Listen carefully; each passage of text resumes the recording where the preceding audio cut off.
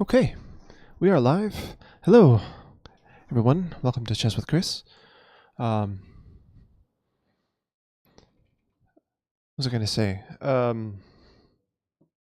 Appreciate all of you watching me on YouTube and Twitch. That's about all who I'm talking to right now. There's actually a couple of people here live. So hello to you too as well. Let me just get situated here. I feel like I'm kind of rushing at the last minute to get my stream started. Yeah, it's been a bit of a busy day. But yeah, I'm ready to slow down, concentrate, and play some chess. So that's what you're here for. Hopefully we can start that up really quick. Let me switch views here, and you guys can see what I'm looking at. So I think I'm going to play in this daily rapid arena today. It's already started. It's been going on for a little bit more than half an hour, but I should be able to play for the rest of the tournament and get a decent result. So yeah, let's start with this. And I shouldn't forget to berserk if my opponent is rated, quite a bit lower than me. We'll see how this goes. All right. So 1963 versus 1700. I'm not going to berserk him. Yeah, I'm thinking like 1500 or less. Or I should say 1499 and less. All right. Although at this point, I doubt I'll get paired against such a player. So yeah. All right. Going into a Nimzo Indian here.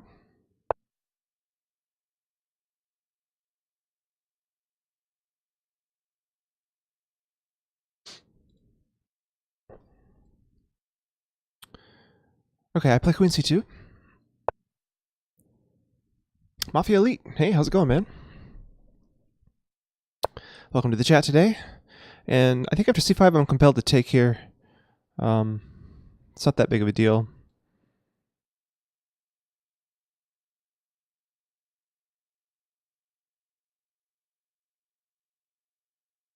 Although I think my bishop gets stuck behind my pawn because I need to go E3.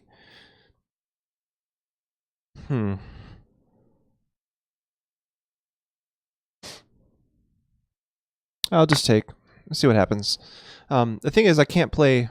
If he takes back with the bishop, I can't play bishop G5 because of knight here, I think.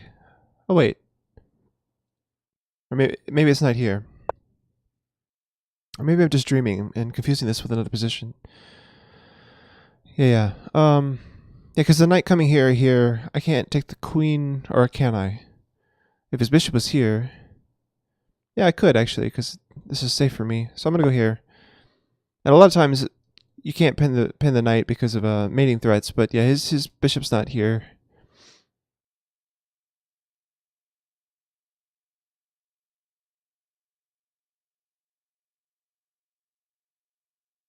So you always want to double check if before you pin the knight when your knight is not already supporting it, right? So normally I'd play my knight out first and then move my bishop here, but I want to be able to play e3. Okay, but he's recaptured with the knight here, which is probably what knight a6 was intending to begin with. Okay, so now I'll go ahead and develop my knight.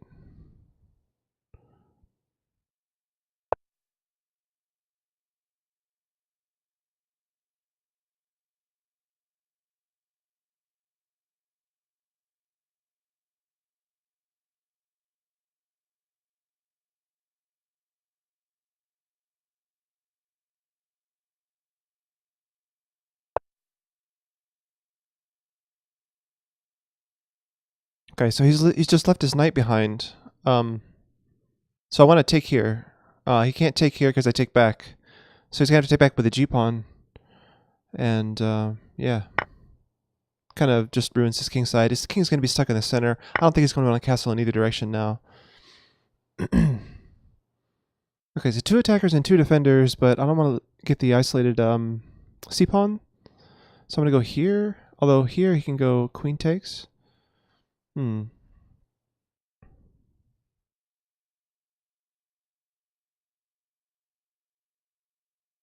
guess I'm getting isolated pawns. I don't see how else to avoid that.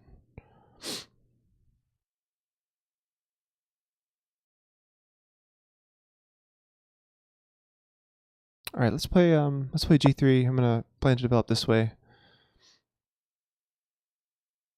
And my music has stopped.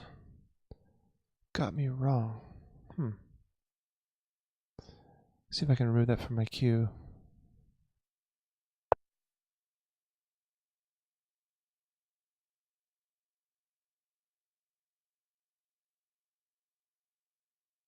All right.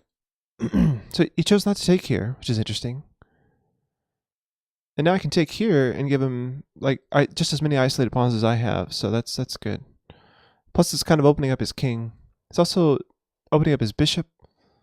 But I'm not too worried about that. The structure being loose and his king being devoid of cover is really, I think, more important. All right, so bishop d2. He's not threatening this. That is something to keep in mind, though. Maybe my knight should go here at some point. Because if the bishop comes here, he's threatening to take it and then play here. But if the bishop goes here, I think I'll just go here as a response.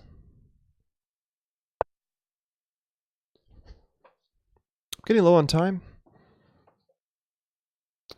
Should probably play a little bit faster. Okay, so now he's hitting this 3 times. I actually do need to go with the rook here.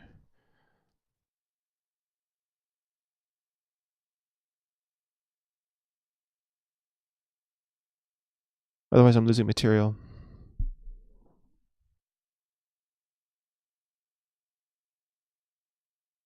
And if he takes here, I'll just castle, and we'll see what happens next.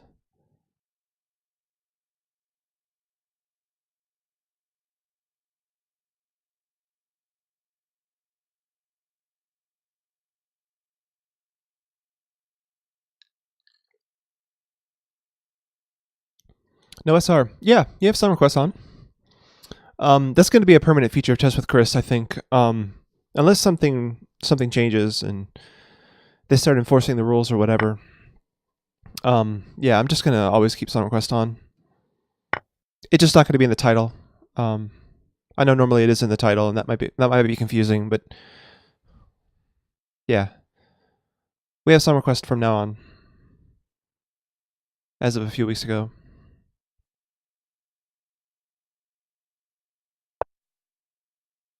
Oh, he doesn't want to. Yeah, well, I guess not. That would lose a piece. All right.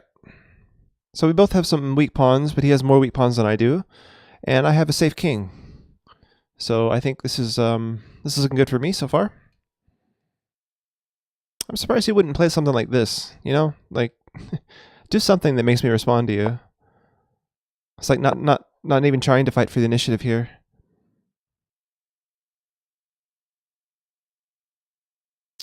Okay.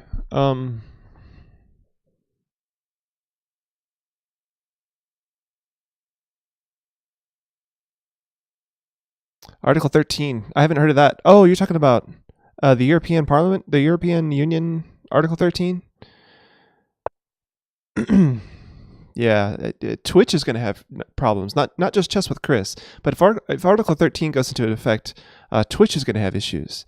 So yeah, that's going to be kind of messed up. All right, so it's attacked twice, defended twice. I'm fine with this. I think I'm going to push on e4, try to open up the center, get at his king. I have read a little bit about Article 13. It's kind of scary stuff. It's like how to make sure that websites work everywhere except for Europe.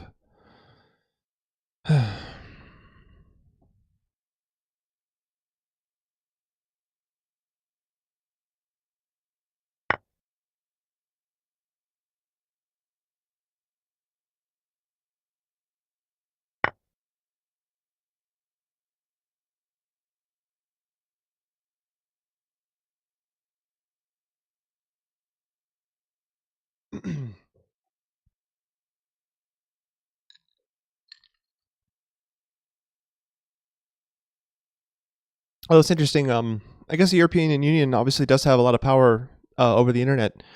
Ever since they passed that bill about cookies, every website I go to now has the pop-up, and I don't even live in Europe, right? So websites just do that pop-up for everyone, not just you people who live in Europe. So I noticed that recently.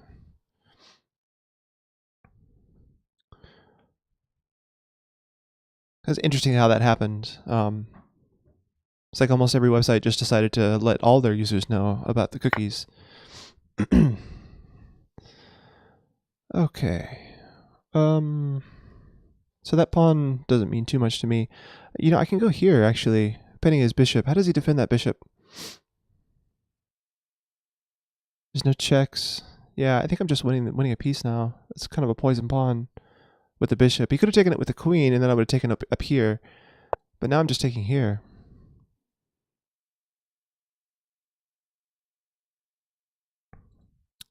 I think he can go here. No, I just take the bishop. Yeah, I just take the bishop if he goes there. I was thinking about attacking my queen, so when I take it, he takes mine. But no, it doesn't work like that. I just take his bishop. I'm still on his queen.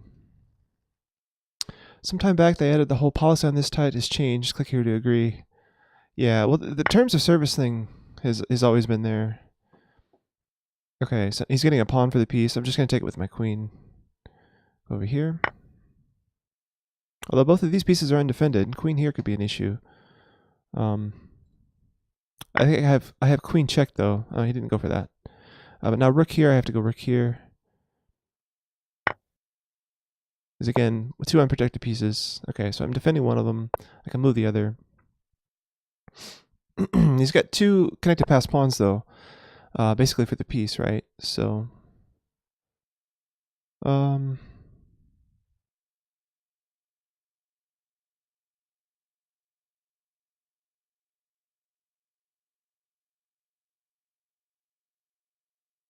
what can I do now? Does rook here work?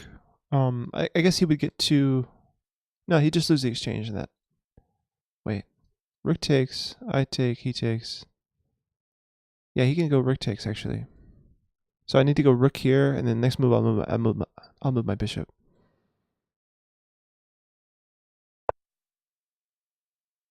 Actually, I have kind of a nice trick here. I can go knight here, threatening mate. So if he takes my bishop, I've got mate. That's kind of a nice trick. I wonder if he'll go for that, taking my bishop here. I don't normally play for tricks, but this is a better square for my knight, I think, than this square. My rooks are nicely lined up over here anyway.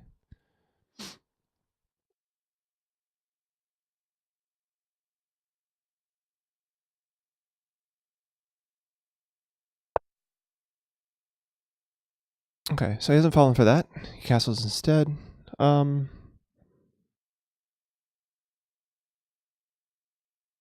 think bishop here. Puts pressure in both areas. Maybe knight here wins a pawn. No, he'll probably just go king up. So that's no good. Yeah, I think I need to get behind these pass pawns with my rooks. So bishop here probably is actually a mistake. I probably played that too quickly. Although I am down on time. What do you say, Mafia? I know one site had troubles with it, but since it was a community site for the game, devs dropped in and they had corporate help. Huh. Some time back, they had the whole yeah. All right, so what to do now? This knight check doesn't do anything.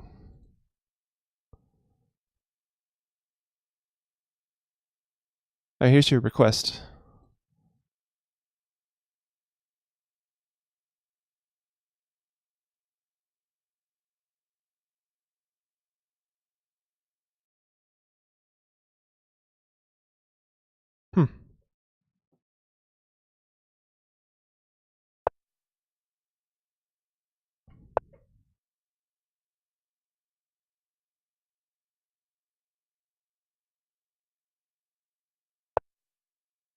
If I can get this pawn established here, that might be nice.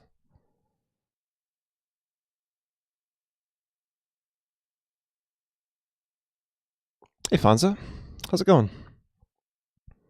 Nice to see you here.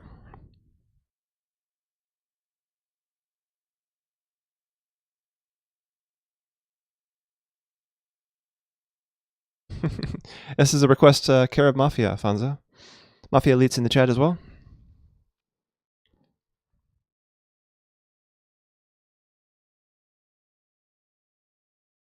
Oh, you were playing the Bullet Shield. Nice. How'd you do? By the way, what is your bullet rating? I remember you saying multiple times that you wanted to get your bullet rating up to past 2300, but I'm not aware of what your current bullet rating is. See if I can tempt him off the back rank. Oh, he's got bishop back here, though.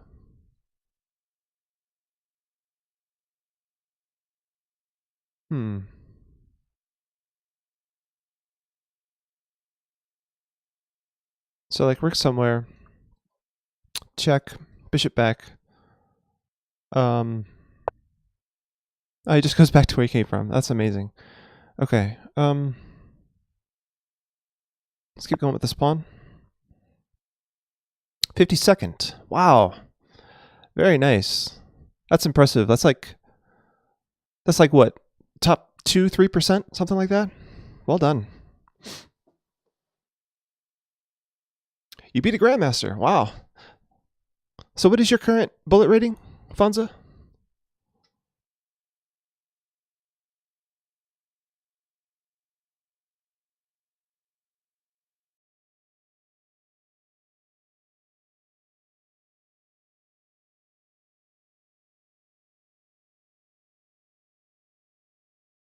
$20.88. Wow. So you're trying to improve 120 points in 1 year. Oh, good luck with that.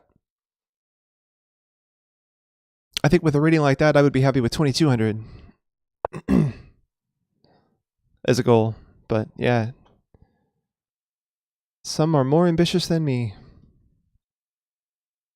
Okay, what is rook here doing? It gives me a nice avenue to his king. So I was pretty sure he wanted to stay on this. Okay, so I'll trade that off. And then come here. Oh wow, he doubled up his pawns. What in the world? Why would you do that on purpose? He could have taken back with the bishop. Kept his pawn structure intact. Okay. Keep pushing this pawn, I guess. Just kind of imprison his king.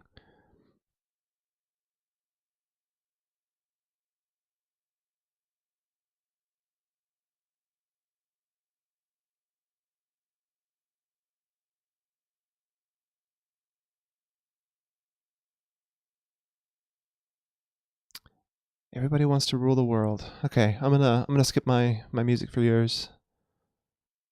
Again?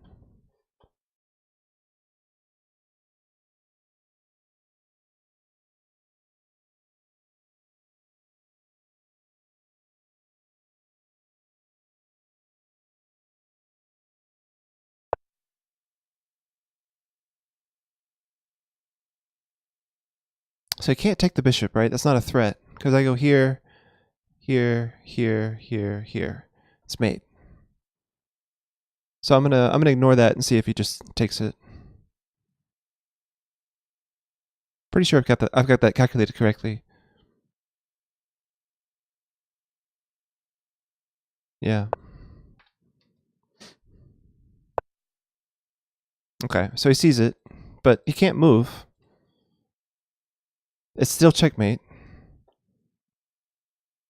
So I'm just gonna improve my king further, I guess. Because king can't come any further. And this is still checkmate.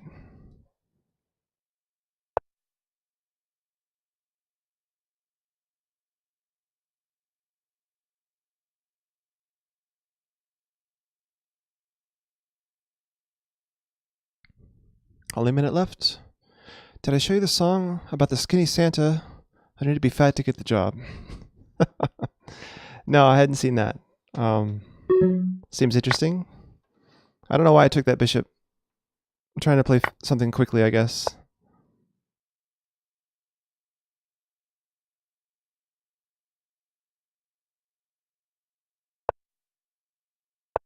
I don't think he can defend that pawn. And now my h-pawn, all these h-pawn moves seem to make a lot more sense now. Although, oh, he can go here. That would kind of ruin my day, wouldn't it? I guess I'd have to trade for this. Oh, he can't. Okay, so I'm going to stop him from going there. I'm going to go here.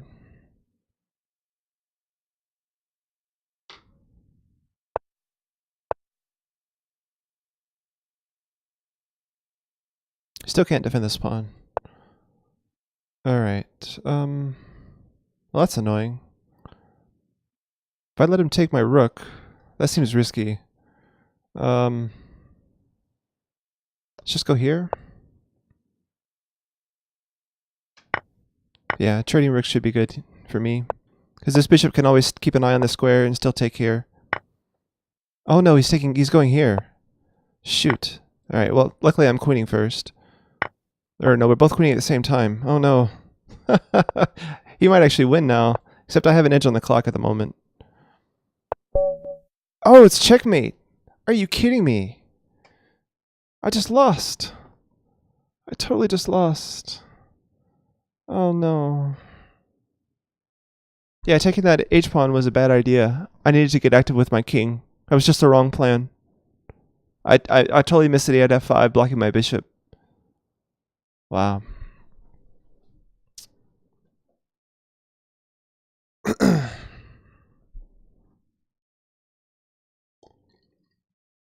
Darn.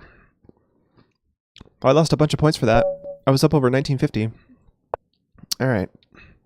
Alright, I should berserk this guy. 1351. Let's beat this guy down. Oh, he just resigned. Wow, that's nice of him. Alright. He probably was trying to get games against people closer to his own rating. So that was a nice 2 points that he gave me for the tournament there. He lost several games in bullet, shield by mouse slip. Oh, mouse slips are the worst. Something I heard actually recently to help prevent mouse slips is to train your hand by turning off the pointer acceleration in Windows. There's a checkbox that says improve your pointer accuracy. And what that does is it means that the distance is always the same. No matter how fast you move, like if I go slowly or if I go quickly, the pointer always ends up in the same spot relative to the table. Whereas the default setting where it says improve accuracy, if you move faster, the mouse will get to the corner more quickly. So I've started doing that on my computer. And I think after some adjustment, because it takes some getting used to the different setting, it does take some getting used to, but then I think it does improve accuracy once your hand understands that distance is the only thing that matters, not speed.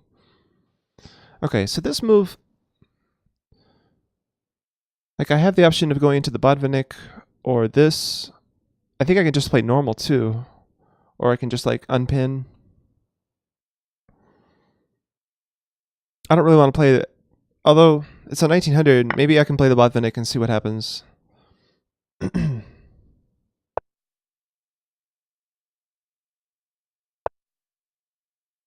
Let's see. I haven't looked at the Botvinnik in a long time, so I may be completely rusty here, but we'll see. I'm not sure how much theory I remember.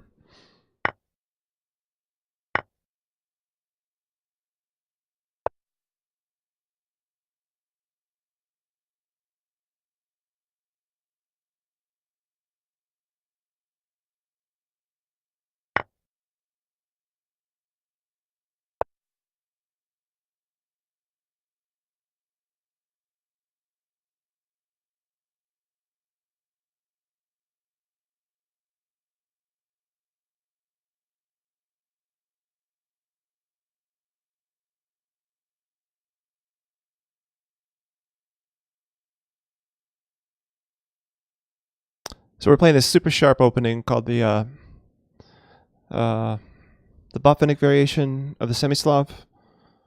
This gets really crazy, really quick. Looks like he's out of book, which is nice. I think White's supposed to play g3 here. That's the. Although I'm not sure.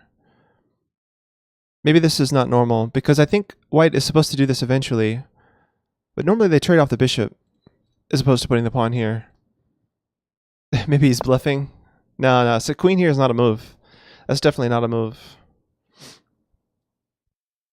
I'm gonna go queen here. Yeah, queen here is not a move. Like bishop here was one of the tries that doesn't work too well by a lot of grandmasters, and then G3 was discovered later. Queen E3 served in the kitchen. You think it's his prep? Computer prep? Yeah, I don't know how many I don't know how many D4 players are prepping in the Botvinnik. Because very few people as black play it. Very few people as black play this. Oh, I love this song. Who requested the song?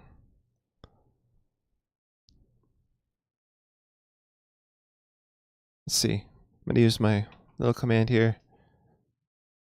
Mafia Elite, thanks very much. It's a beautiful song.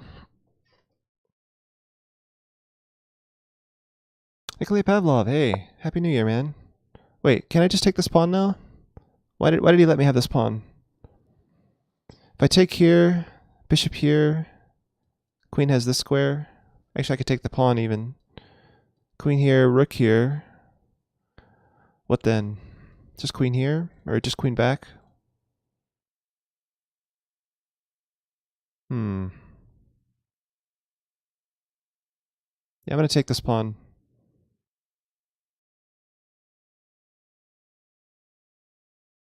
I could also push c5 and then take with the c pawn instead of the queen.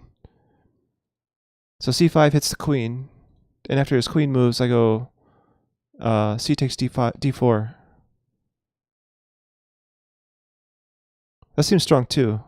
Let's try that. Probably queen here to guard the g-pawn. Oh, he just takes. Oh, duh. Wait, so I take here, he takes here. I take here, he takes back.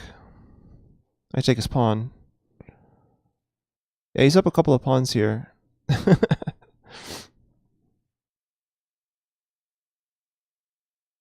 I'm not sure if trading queen is in my best interests, but I do have this strong 3 against 2. I don't know. I don't know. I could just take with a knight. He still has to move his queen.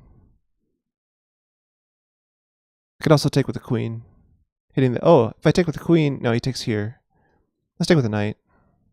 I could also develop the bishop. That seems good. Let's do that. Wow, so many options. Trying to debate.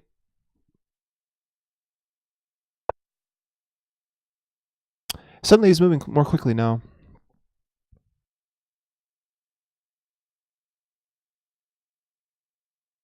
So I won one of my pawns back, I think. Or maybe I didn't. No, I was just down one pawn from the opening. I'm tempted to go rook g1 here. I also want a queenside castle. I think queenside castle. Let's do that.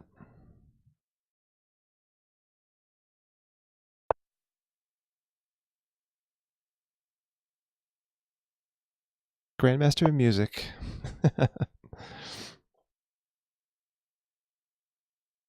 Alright, let's get my rooks opposite his king. And with this move, I'm threatening to take on f6.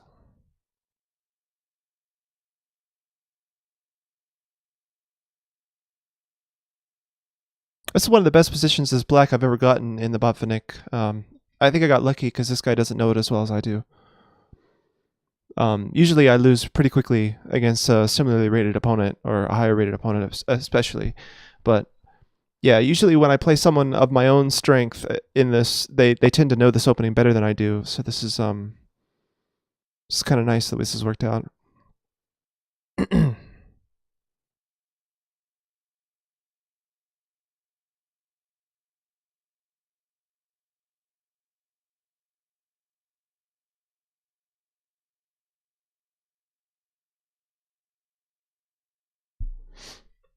Okay. So lots of pressure here, right? If I put my queen here, he's got this though.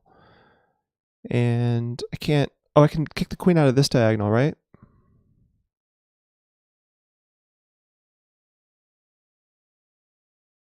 So bishop here, and it's a skewer, and I'm winning this pawn.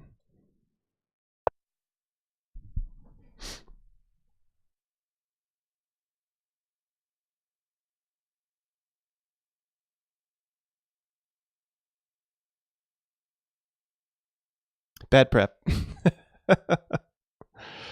522 games in 4 days.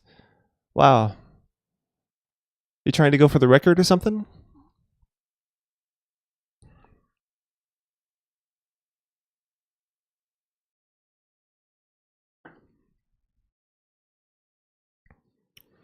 Can't beat the record? Aw. Did you see Fonza playing Faruja earlier today on Lichess? That was fun to watch. 300,000 games. Wow. That was really fun to watch. So I can take here with check, and then I can win the queen.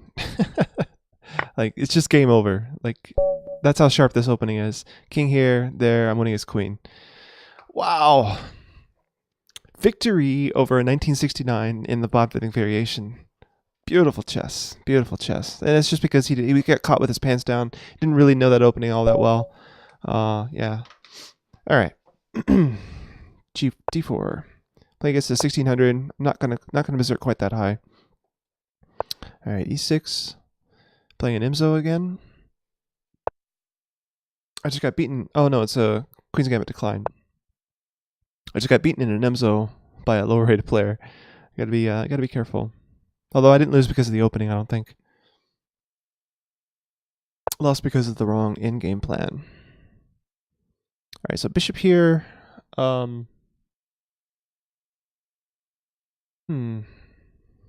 Just gonna develop my knight.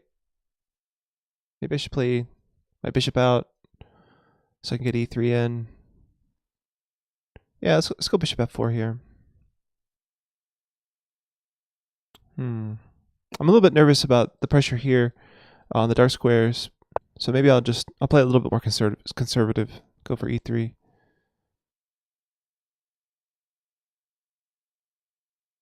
Yeah, I think their match was really a lot closer than I expected. I mean, Firouzja is a 15-year-old grandmaster, and he won like a third of the games or something.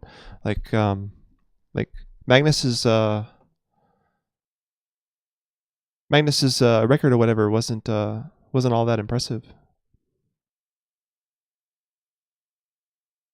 All right, so here, I think I'm actually sacking a pawn, like just sacking a pawn here, because I don't know of a way to win this pawn back exactly. Maybe I can. But yeah, I'm just gonna take the center for now, and if he moves to to defend the pawn, then I'll just get ahead in development and go from there.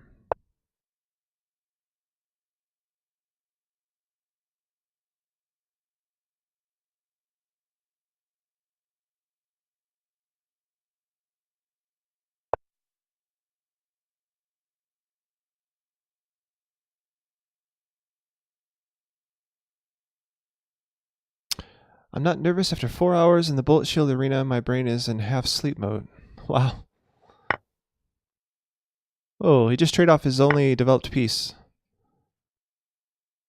Now his queen's under attack.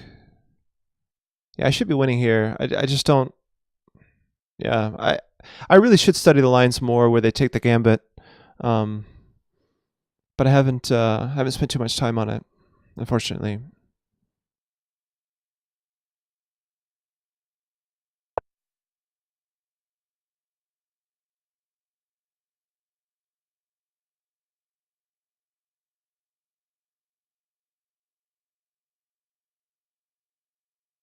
So if he goes here and then pushes, I win the pawn back. Kind of happy his pawn's on f6, really. Stops his knight from going there. And if he goes here, just hide the bishop back on g3. Looking for a4 now to undermine this.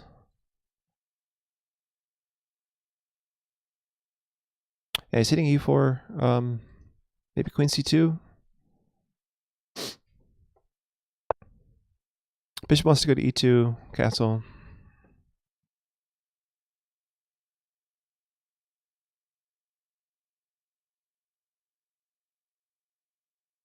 Rook b1 would be nice to pin this pawn. And this pawn is left without protection. Let's try that. Because it's also a threat, right? I can take on b5. So if he goes here, I can just take this pawn. Alright. So I got my pawn back, and I've ruined his structure. Although, I only ruin his structure if we trade bishops. Okay, so now he has the really bad structure. I'm also attacking here.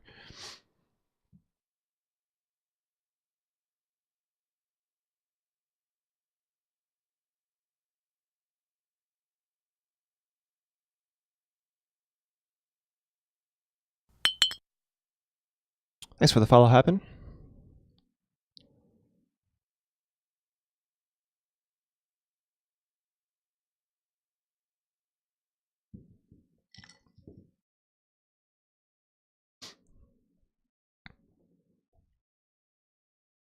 And now I really should get castled. But he's got to deal with this pawn. I'm not sure what to recommend. Maybe moving it. I'm not sure about that though either. What do I do here as black? It's difficult to defend this pawn. He can't move either knight really to defend it. Both of those moves out of the question. Alice in Chains by Fonza Curry. Wow. What a request. Okay. So he's letting me take the pawn.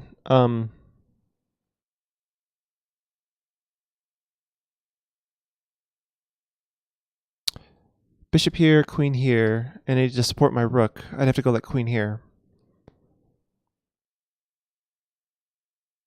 My pieces I get kind of tied up there, but his pieces are more tied up probably.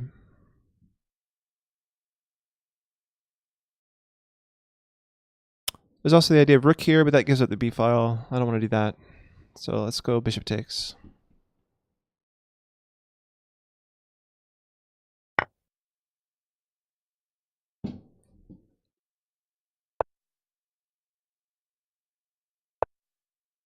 Still want a castle. He's not letting me because I'm taking stuff.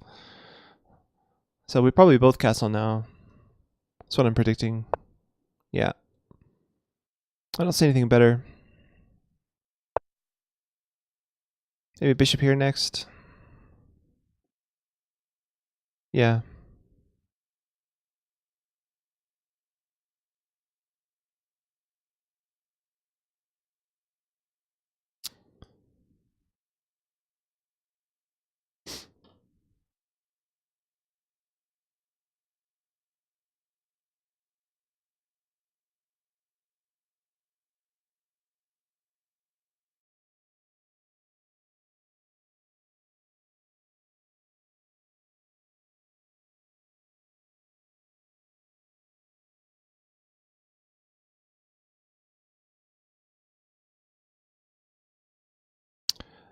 So what else can I say about this position? I really like it as white. I mean, I've got the center control.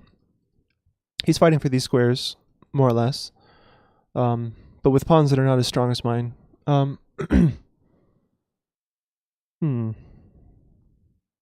This pawn is a weakness, is too far advanced, and black's going to have trouble supporting it. What is this move doing?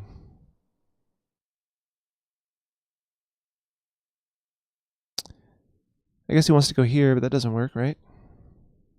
I don't know. I don't really understand what the point of this move, knight move was. Maybe he's thinking about going here to kick the rook out. So let's move the bishop to a safer square. Probably here is good. But then he has this move again. But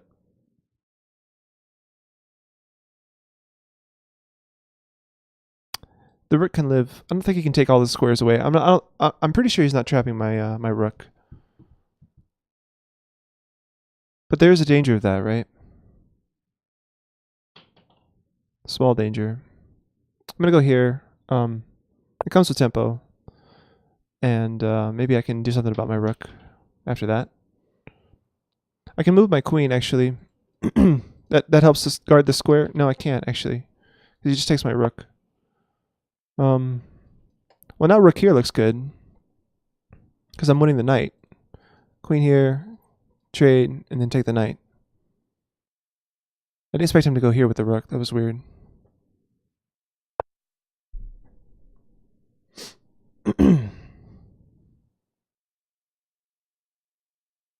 I guess rook here would have had the same problem, actually, because I was threatening this.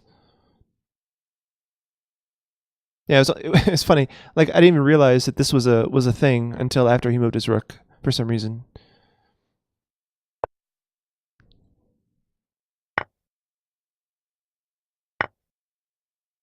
Oh, he can take us back with the knight. Ah, I missed that. Totally missed that. Okay. But alright, I'm still winning. Still up a pawn, just not quite as winning as I was hoping. Expecting.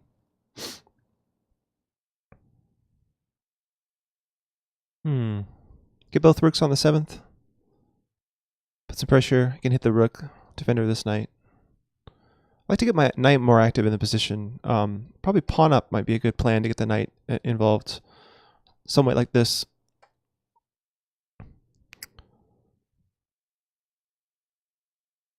Yeah, this knight's pretty sad, just kind of sitting here. I mean, he's defending the king, and that's important, but black's not attacking my king, so... Alright, he's hitting my bishop. I can't ignore that. Probably just trade that off.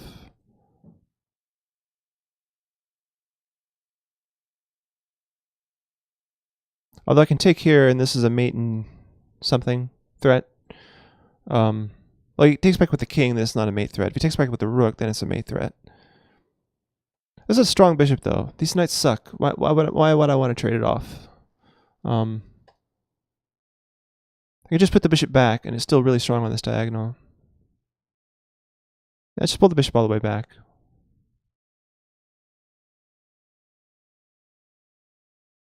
Pawn push doesn't seem all that great. Well, the knights are really far away from this bishop. If you think about how many moves the knight would have to take to attack my bishop, that makes this move really solidify the position of the bishop. So yeah, maybe that is worth doing. It kind of imprisons my own knight, though. Like, I wanted to play pawn here, and if I advance the e-pawn, the d-pawn's kind of frozen in defense of the e-pawn. I guess I'm okay with that. This bishop's so good. I still have the idea of coming here.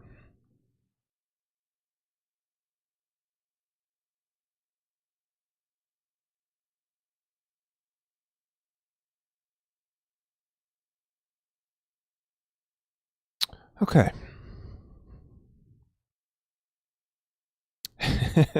Fonza says black should resign. Yeah, I mean, when a beginner looks at this position, not that my opponent's a beginner, but when most club players look at a position, they say, oh, I'm only a pawn down. It's not that big of a deal.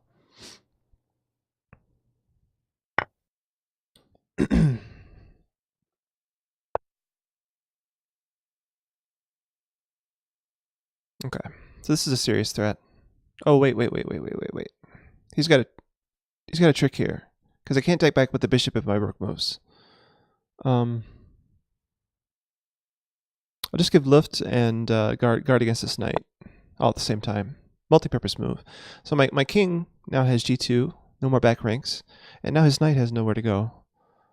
The only safe square for the knight is back this way. Okay, he's putting more pressure on this pawn, but still, it's being held. So now rook up, and I'm threatening to take the knight.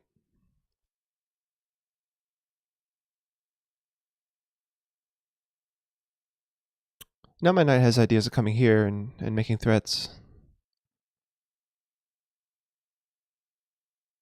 My extra pawn is the f pawn, so I should get it rolling. So knight getting out of the way is also a good idea for just to be able to play f4. Make this nice pawn chain. It's interesting that this is my bad bishop, but it's one of my best pieces. Like, I really love how it's controlling so many squares in the black camp. The rooks aren't bad either. He beat you 3-1. Oh, the Grandmaster. Right. Which Grandmaster? He's probably anonymous, right? Or do you know his name?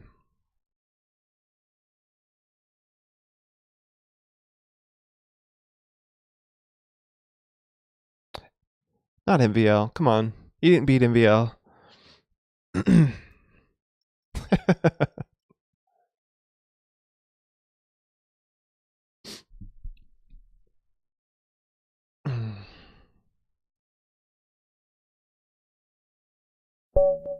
Oh, wow, he resigned. Look at him. Okay. So I guess he finally realized he has no play here. So he's going back. Wow. How in the world has this guy played so many games? This is a rapid, like I guess he's playing Bullet? I don't understand.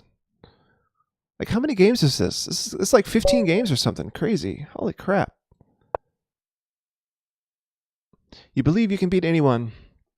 Yeah, I got to learn that. Because I tend to like when I'm playing a higher rated opponent, like I tend to play differently. I should play like, hey, let's beat him.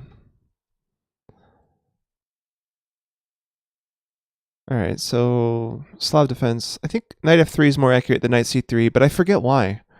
But I'm gonna play knight f3.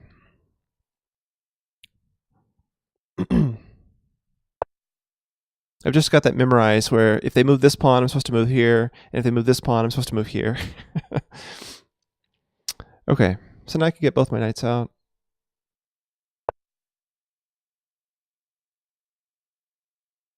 Are you gonna tell your grandkids about that? Hey, Sonic Castle. Okay, so g6 in the Slav defense. Okay, I've not seen that before. I don't know the first thing about when black plays g6 in the Slav. Huh. Maybe I've seen it before, but I've never studied it. I'm gonna take here.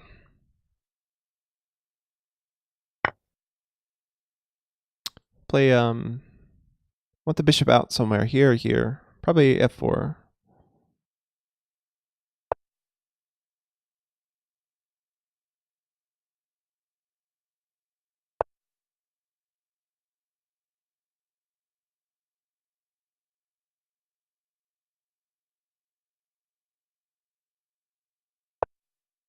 One day I heard the truth. Be sure that your opponent will make a mistake.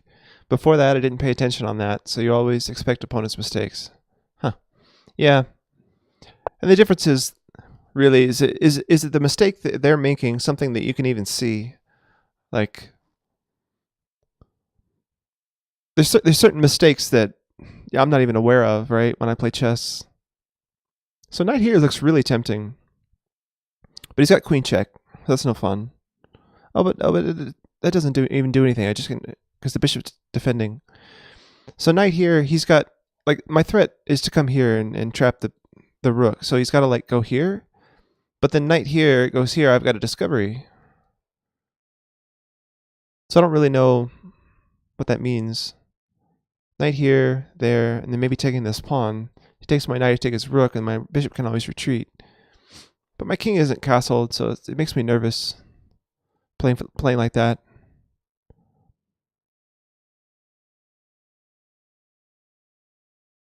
But hey, I'll go for it anyway. It feels right. Like, he just not done anything about this pressure.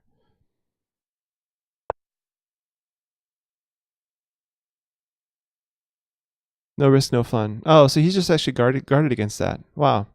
Okay, well, that's fine. Put the bishop on e2 castle, and we'll be okay. All right, so bishop here. He's trying to develop a tempo. It's good for him, I guess. So just put the bishop back, or put the knight back. I mean, or a4. A4 doesn't seem right. If I just castle, though, he's fine. Yeah, because this isn't a fork anymore. If I just castle, so I'll just castle here. No need to react.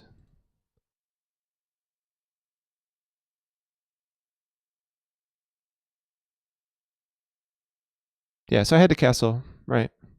So who already knows what song I would like to hear? Hey, Sonic Castle. I think you're the guy that always requests that one.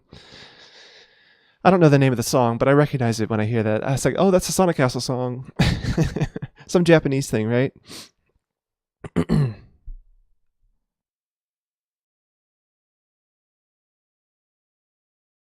Play risky, please. Yeah, Merlin P. I do. maybe risky is the wrong word for it, but I do like to play active chess when I can. If I try to go passive, then black will get the advantage, right? So, okay, so now he is threatening to win a piece here. I think a4 now. A4 gives him the b4 square for his knight, but from b4 his knight can't really do anything.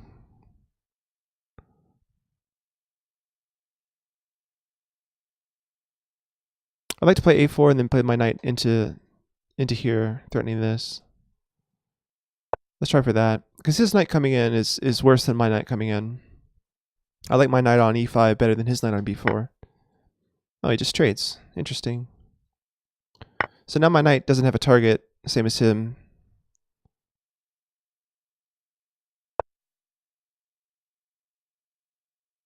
Alright, so again, with all this nonsense, I think I'm going to go here and then take the c-file with tempo. Like, just trade this off. That's my bad bishop. No big deal.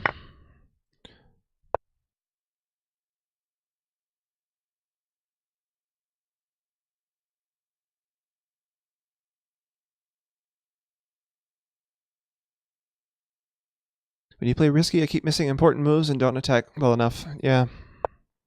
My favorite streamers are you, Soltigo, and Mellow Mood Dude. Oh, nice.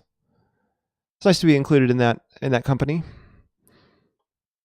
Mellow Mood Dude and I both do song requests. Does Soltigo do song request? But yeah, Mood and I both do song requests, but I guess Soltigo's just got an interesting personality overall. Alright. Maybe knight up here. Kind of ties his knight down to the defense of this square, because I've got this fork coming. Oh, so Soltigo does that as well. Okay. Alright, actually I didn't see this move, because he's on this pawn. What to do? What to do? If I go here, he takes, I take, he still takes here. Oh, but I take and he goes back this way. That allows my bishop to come in, actually here. Yeah, so him taking there is no problem, actually. Although, yeah, getting the bishop here to defend this pawn actually is nice. So I think I'll go here, trade off the knights, put the bishop here, and if he takes my b pawn, I take his b pawn, and my rook's on the 7th. So I don't think he'll take here, because he knows as well as I do that he's going to drop this pawn. So, alright, so now I can defend the pawn, or... Oh, he's trapping my bishop. Oh, that's no fun. Shoot. What do I do now? Queen here to you know, support my bishop on c7, probably.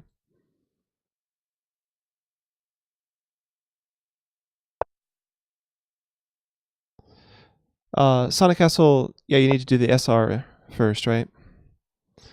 And I'll go here. So that supports the thing. Even after the trade, the rook is supporting my bishop.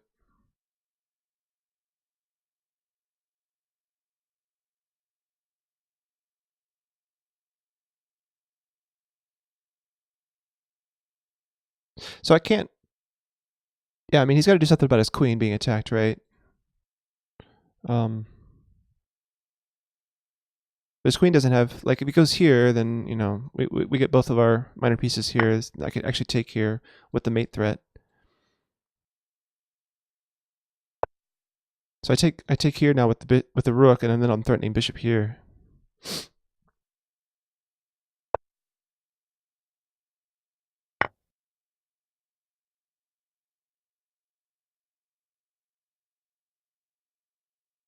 Yeah, this move's a serious threat now.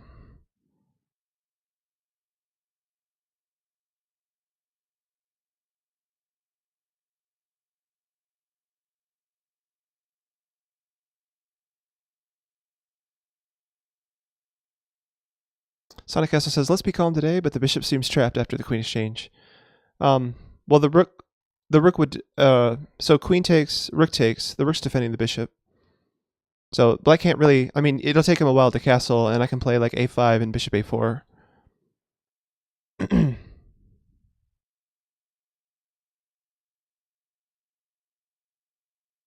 wonder if I can go here now.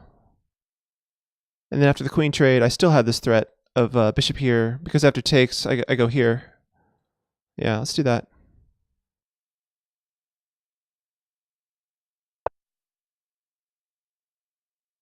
Yeah, a5 giving the bishop the a4 square. It takes him too long to attack it.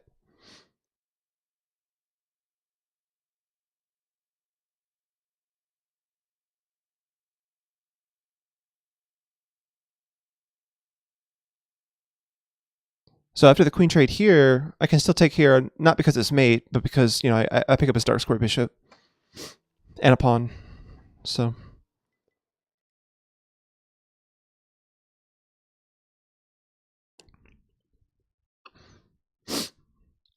beating up on the 1900s feels good, man. Maybe I'll get over 2000 again today. We'll see.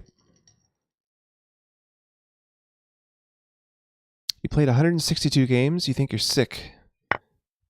You're sick because of the 162 games, or what? I don't follow that logic. Now if I take here, and he takes here, I can take here with check and then take back. Right? Takes, check, here, back. Yeah, I think that's okay. What else can he do? He can take my bishop, I take his, and then I takes back. Yeah, it's fine. Pretty sure this works. If I didn't miss anything. I do have to be aware of my back rank. So now I take here.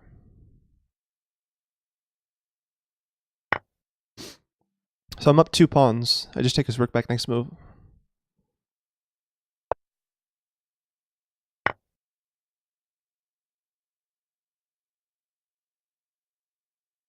So I just got to keep the rooks on the board, so that we won't get a draw here.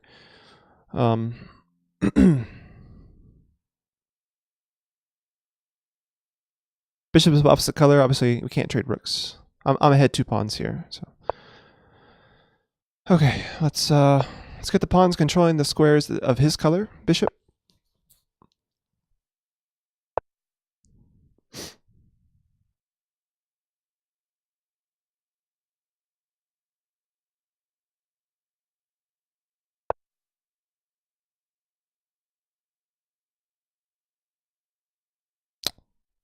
Check. That just gets his king active. Let's not allow that.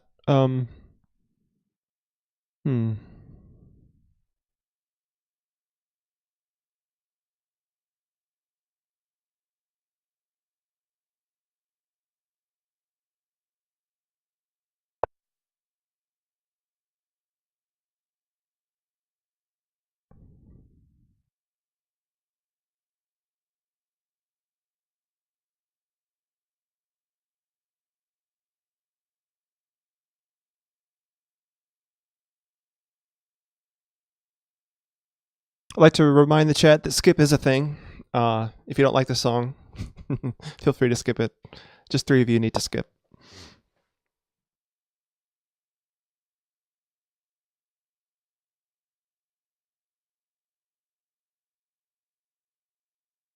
I don't mind the music, but I know not everyone would agree.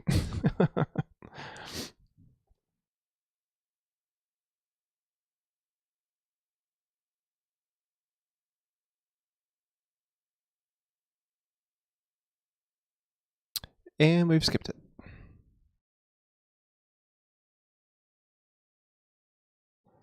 Okay. So let's just get the king active here. I think I can just, you know, walk in this way somehow.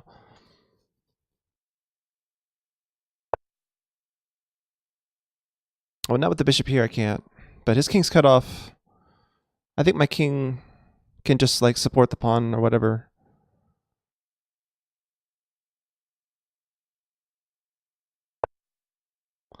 I have a lot less time than he does, so maybe he's playing for a time win or something.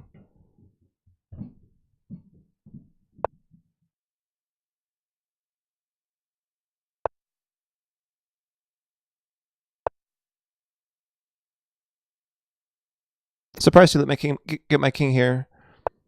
His king can't check me. He can't go here because I take his rook. So, yeah, I don't know. His rook is tied down here. It's interesting.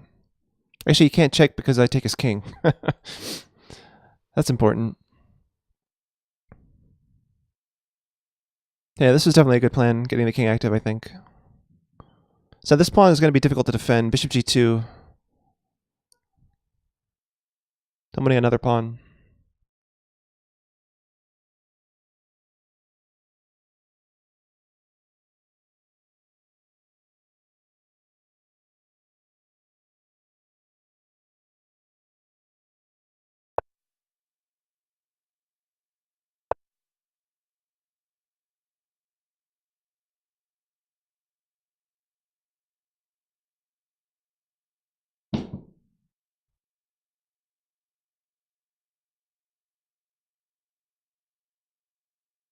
After I win this pawn, I can come back here. This king's overworked. Alright, that's a free rook. I don't know what he's thinking here. Okay, that was a really weird blunder. Maybe he's thinking I wasn't paying attention. But even if I wasn't paying attention and I take here with check, I'm still taking the rook after that. Like, I don't know. So weird. That was a really strange blunder. So I won 4 in a row after losing my first one. It's a nice change of pace. 4 in a row. And my rating's higher than when I started after losing that first game. So good deal. Yank is used to informally refer to any American, including Southerners. Yeah. So if you're a Southerner, a Yankee can be like an insult, right? Because you're in the South, Yankee is used to refer to someone in the North, but outside the United States, yeah, Yankee is referred to any American. All right, so my opponent has berserked me, and he's the same rating as me. That's a nice gift. All right, f3 I'm not familiar with. That's an interesting move. He's taking away squares from my bishop. How interesting.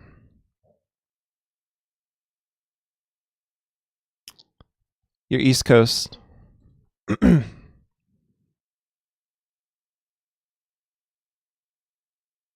There's a book about AF3 Caro-Kann. Really? Huh. I've never seen this move before. Must be a pretty good book because, like if it catches me off guard, like I'm fairly booked up in this opening. That's totally caught me off guard here. So taking, he's got a good center actually. I kind of want to go knight here.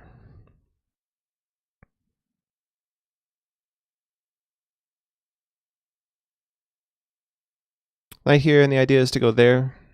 If he pushes, maybe knight here, but then c4 comes. That looks ugly.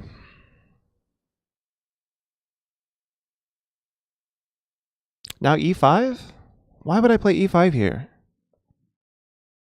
I guess he can't defend these pawns. That's interesting.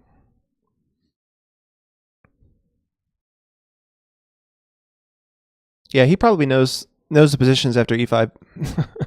So let me although it does look appealing though, having the isolated e-pawns like that, especially in an endgame because I'm trading queens. But he might actually push here instead. Yeah, he doesn't take or push. That's interesting. All right, so now we're getting to this open position. Oh wow, yeah, he's getting ready to attack f7 like crazy. What should I do here?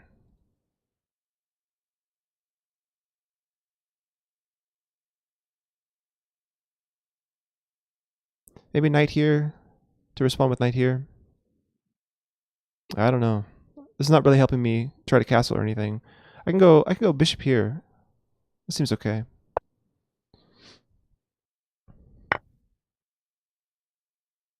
Sacks a piece. Oh, he gets a piece right back actually. Whoops.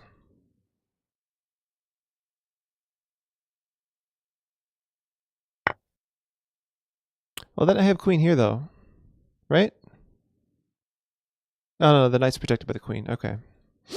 Hmm.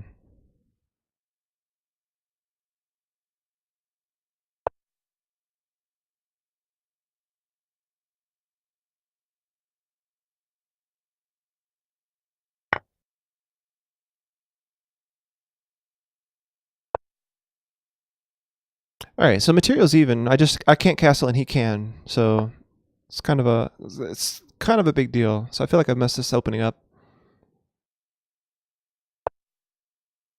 I like this song.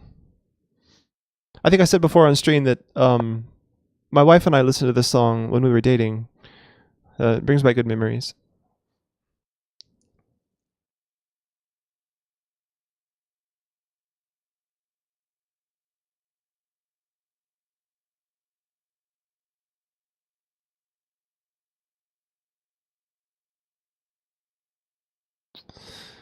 I wish I could castle. I really wish I could castle here. Maybe rook f8 and I can get my king around this way somehow. Rook f8 looks like it's threatening something against the queen anyway, so maybe he'll have to react to that. I don't know. Okay. I guess he's threatening this actually.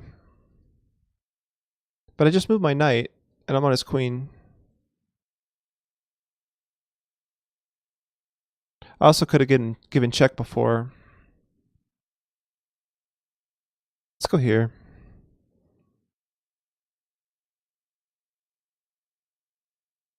Let's get rid of the support for that move.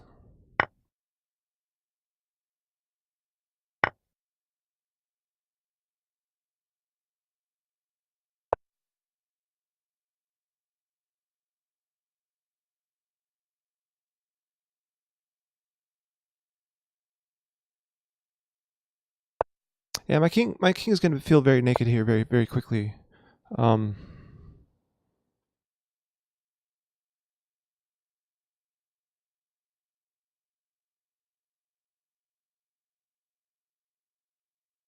I want to blockade this pawn and then get my king back this way.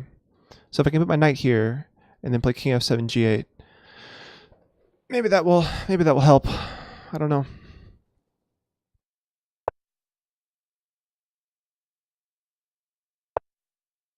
Because I was concerned about king f7 and then him playing e5. Queen is not the best blockader, but I can go this way.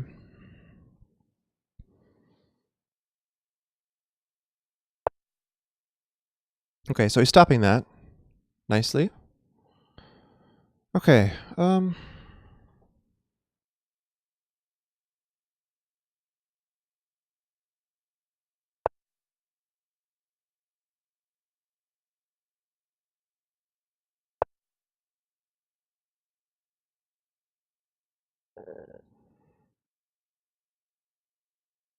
oh boy.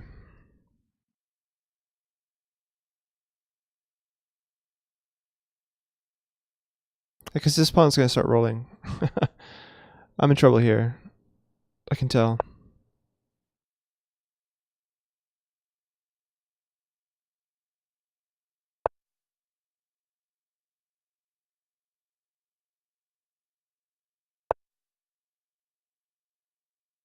That move looks scary, but it's not really...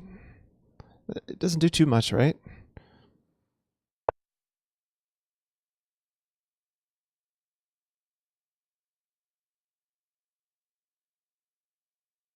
So I'm losing a pawn. That's unfortunate. Not sure what else to do though, honestly. Maybe the queen move here wasn't that accurate. I suppose I could have pushed and given check and then traded. I don't know. Let's hit the queen. Maybe there's some tactics here. You can't give a check or anything.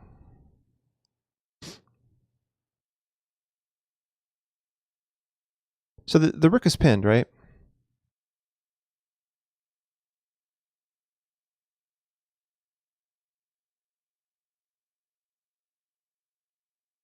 It's a nice thing about this position so far. So yeah, now I can take here. And I got my pawn back.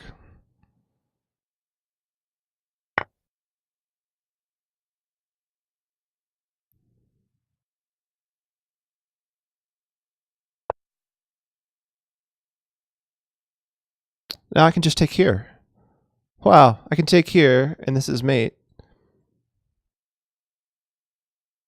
Unless there's something I'm missing. I don't think there is.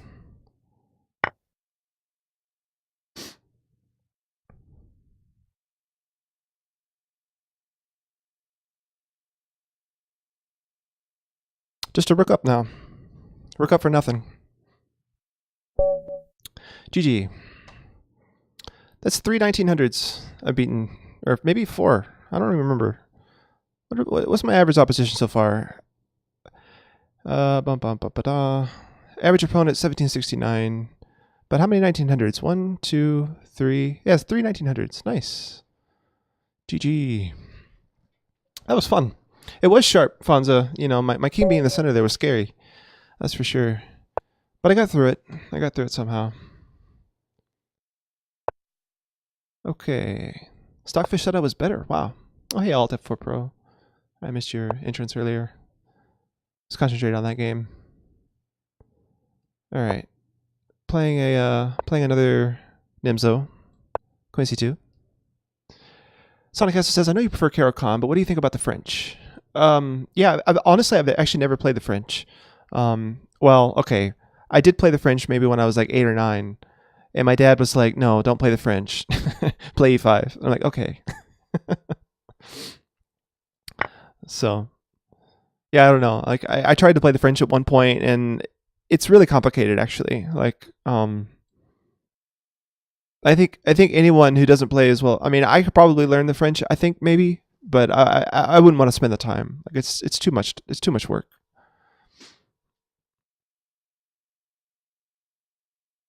It's interesting that he played knight here instead of here. Let's develop the knight. Your dad did a good job. He had one job and he did it. Never let your son play the French. Oh, that's hilarious. Yeah. The whole Frenchman thing.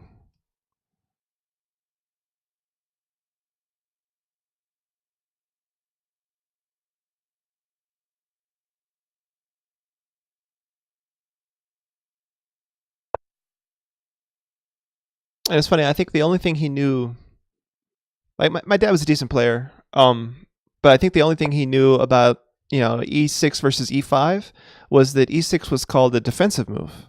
And if you wanted to win, you shouldn't play a defensive move. You had to play a, an aggressive move like E5. E5.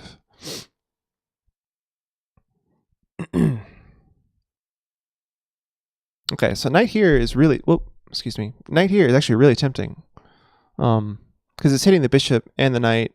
And I think he has to play bishop back here. But then what's my follow-up really? That's not that bad. Not that good. I need to develop my bishop. Okay, so G3 or E3 here.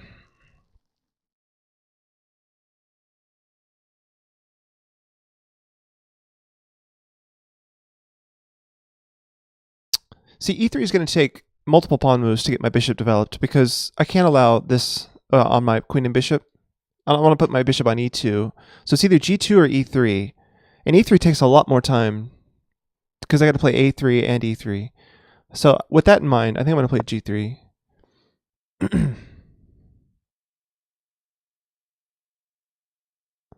So Fonzo wants me to play E3, but yeah, I think it just takes too much time. Bishop G2, it's solid. Get my king castle faster. Wow, you played bishop back here, but voluntarily. How interesting.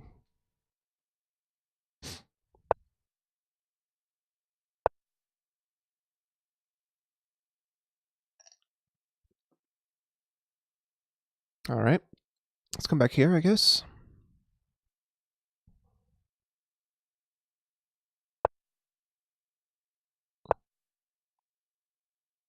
Okay, and I'm going to castle.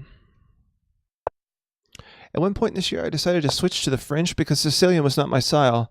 I'm still not sure whether C6, E6... C6 seems more boring. Interesting. Um, what was that blood? Are you talking about what I'm drinking? No, it's just coffee. um, yeah, e6. I mean, the only thing I can say. I mean, I've said this before. Um, c6 is just an improved French to me because you don't have the bad light squared bishop. Like in the French, you're constantly plagued by the what is my light squared bishop doing, and in the Caro-Kann, it's really easy. You just go to f5 or g6 or g4, and you trade it off, and you still have you don't have your bad bishop anymore. And it's so much better, and you still get lots of variety of pawn structures, and it's really interesting. It's a really deep opening with lots of ideas. He's just hitting my bishop. Okay, this is fine. This bishop's now ridiculous, sitting there on e7. Can't move. Okay. Oh, he just gave me this square. How nice. Maybe knight here or queen here to eye that. I don't know. Knight here looks good, but I want to prepare it with a rook because I want to be able to take back with a piece. So let's go here. I'm also preventing this move, I think. Yeah. And song has stopped. Sorry, whoever requested come back and stay. Come back and stay. It's not playing for some reason. So I'm gonna have to skip it. Sorry about that. Oh, O Capablanca, nice.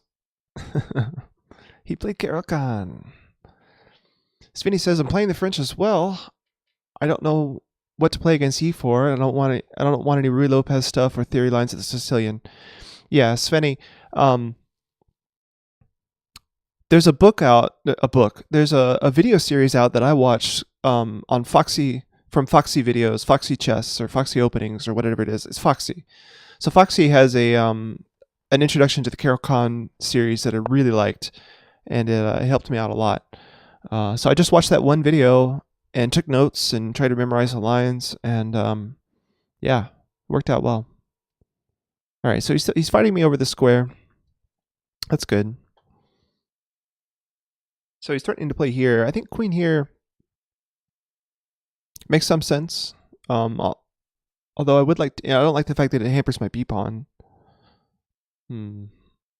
This feels like a Sicilian all of a sudden. Like it feels like we traded our c and d pawns, and I'm playing the white side of a Sicilian. Except for I have my e pawn still here for some reason. Okay, it's not quite like a Sicilian.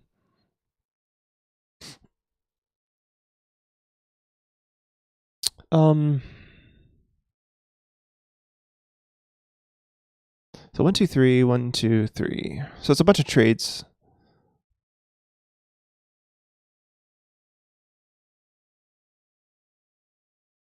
I'm using a lot of the clock here. If I move my knight, the bishop can cover that square.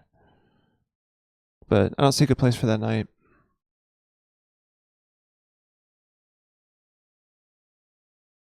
I think queen b3.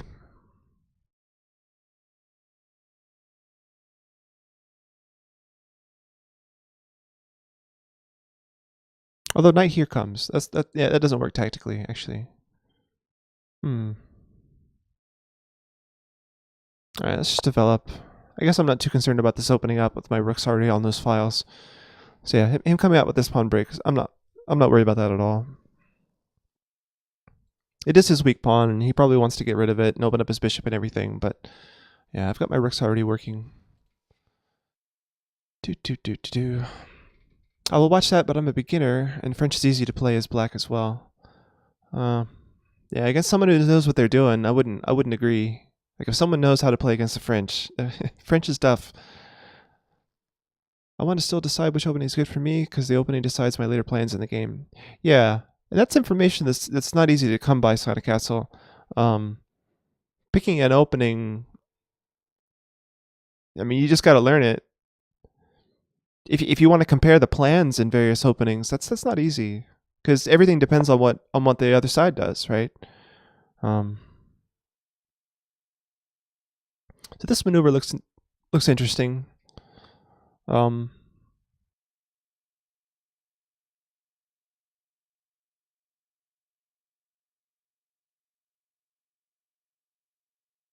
try that.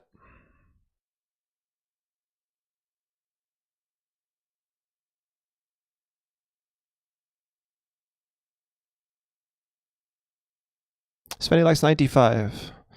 Yeah, I'm not sure.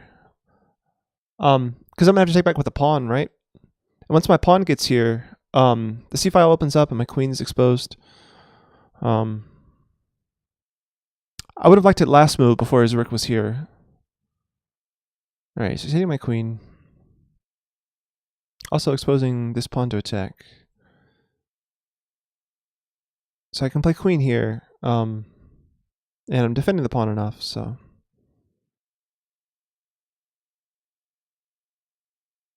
If I go here, though, does this bother me? No, I just take it, put my knight here.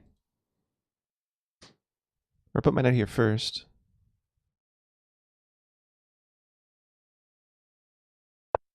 Alright, I gotta pay attention to the clock now. This is getting worrying.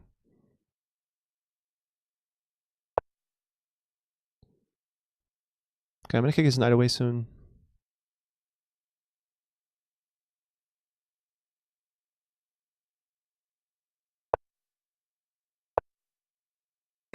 Gotta play a little bit faster now. Engines are willing to accept ridiculously uncomfortable positions because they can raw calculate it. Yeah. Yeah, Svenny, it's not about what Stockfish, is okay with playing. Like, computers are so much better than defending than humans. It's not even funny. Okay, so now this seems better. Because the pawn being here, I like that now. Well, it does kill my bishop though, but opening up the c file for my rook, right? Whereas his rook doesn't have access to that square so much. And my bishop can come here.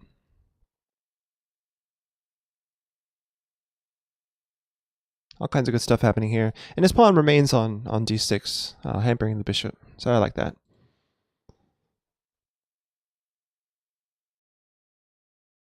Playing the Bond Cloud and over the board game.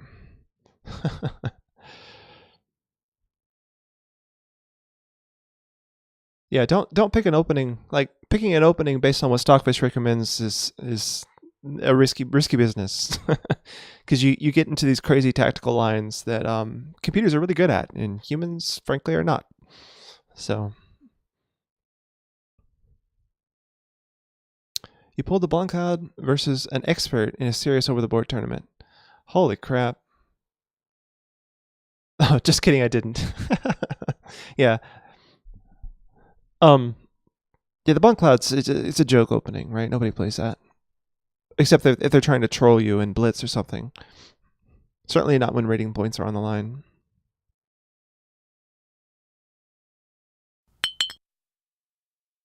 Thanks for the follow.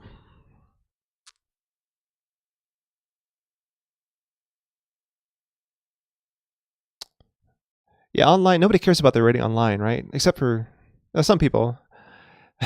When your rating starts to go up, then you care, right? Like recently my rating has been going up. In the past year, my rating's gone up about 100 points. And I'm starting to care more. So... Yeah, World Champion Rapid, yeah, he played Queen H5. That was crazy.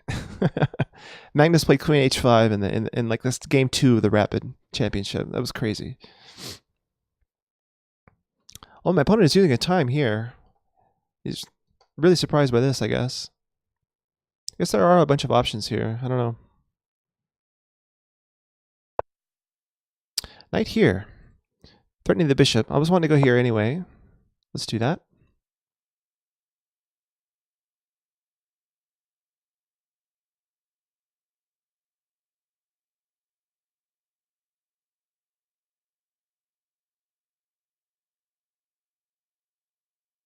You guys are requesting all the good music. Very nice. Stevie Wonder, one of my heroes. Hikaru almost double adopted a 2800 FM playing the Bond Cloud. Yeah, Hikaru likes to do the troll stuff. Alright. So I'm tempted by going here, but then, he's got pressure this way.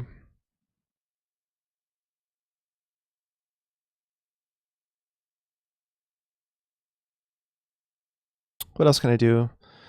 Is c5 an option here? Because surely he wouldn't want to take and then allow this, winning the queen.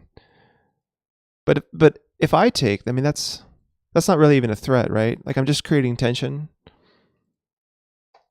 I'm also loosening the protection of my knight. I don't know. It's kind of a little one-move trick, right? Like if he's tempted to take here, he loses his queen. But I've got him so locked down here. What can I do? What can I do? I'd like to free up my bishop somehow. Maybe knight here and here is a good maneuver. Since he's like loosening the tension on my knight, I can block my rook here temporarily. Yeah. So let's do this. I wonder if that FM still plays chess. No, come on. If you're good enough to play against a grandmaster like that, you're good enough to understand. Like, yeah, you're not gonna give up chess like that. Yeah, Hikaru is just a legend, especially online. I remember when I was super young, as a teenager, on the ICC, using Blitzen, just watching Hikaru practice against the computer. He played game after against computers. It was crazy to watch. That's an interesting move. I did not expect that. That makes a lot of sense, actually. So now I can get away with h3 because when his knight moves back, I get this. Oh, except he's going here. I have to take first.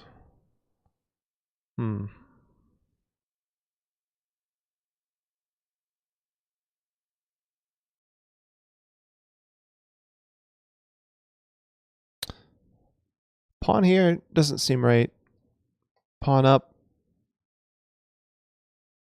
It's tempting because I can capture with the knight if he trades. Seems like a good square for the knight, eyeing weaknesses in his king side. And if he pushes, if he pushes though, I'm in trouble, right? Like f5, e5, or sorry, f4, e4. Oh, I only have a minute left. Crap. I need to simplify the position now.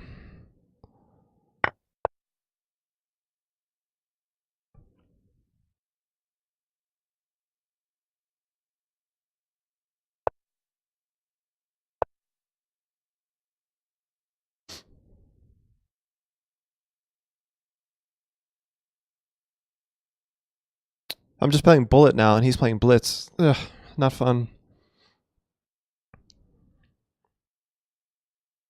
Why do I get down on time so much? I always forget about the clock. I'll have to catch up on the chat a little bit later.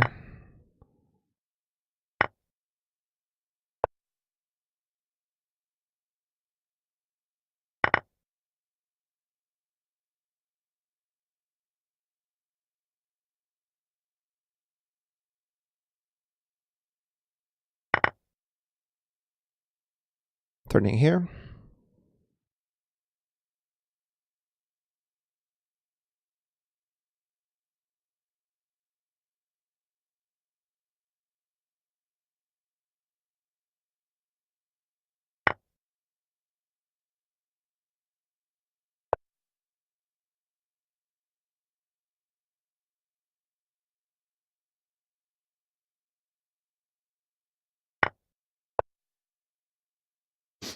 So he's got a couple of pawns for the exchange now. I only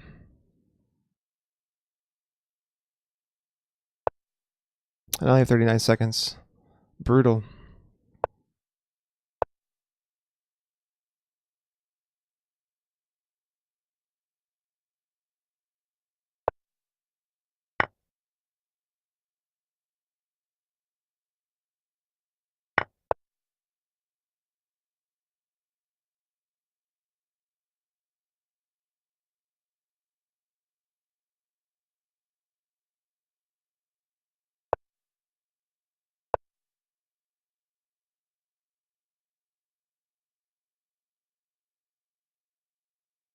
What do I do here?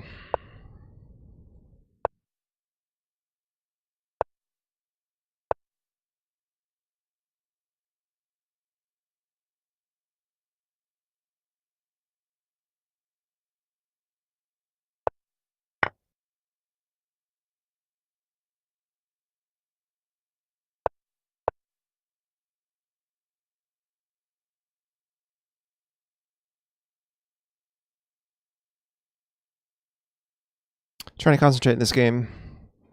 I'm up material now. He only has one pawn for the exchange.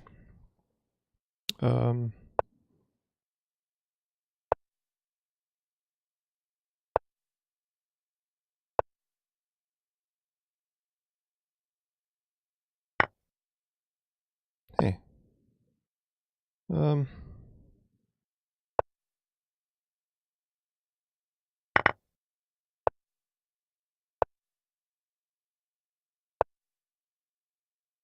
Okay.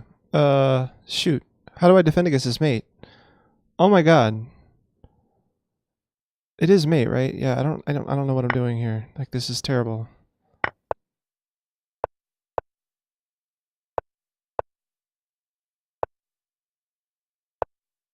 He's got to take my rook and then give mate. Oh, that's a draw. Yes. Oh boy, that was rough. Okay, I need a small break here. Let me read the chat really quick. Woo, unbelievable! I saved the draw there.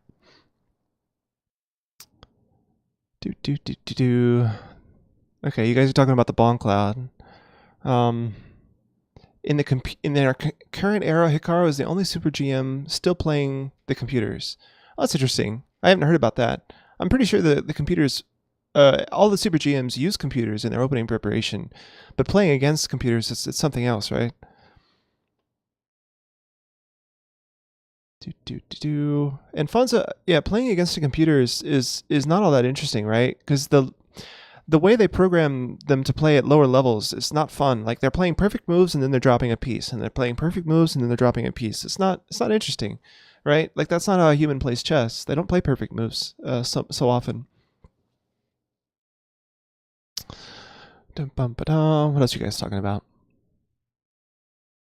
How would you guys feel if you went on a serious over the board tournament and your opponent pulls out the Blonde Cloud with the intention to adopt you? Yeah. Blonde Cloud. Meme openings.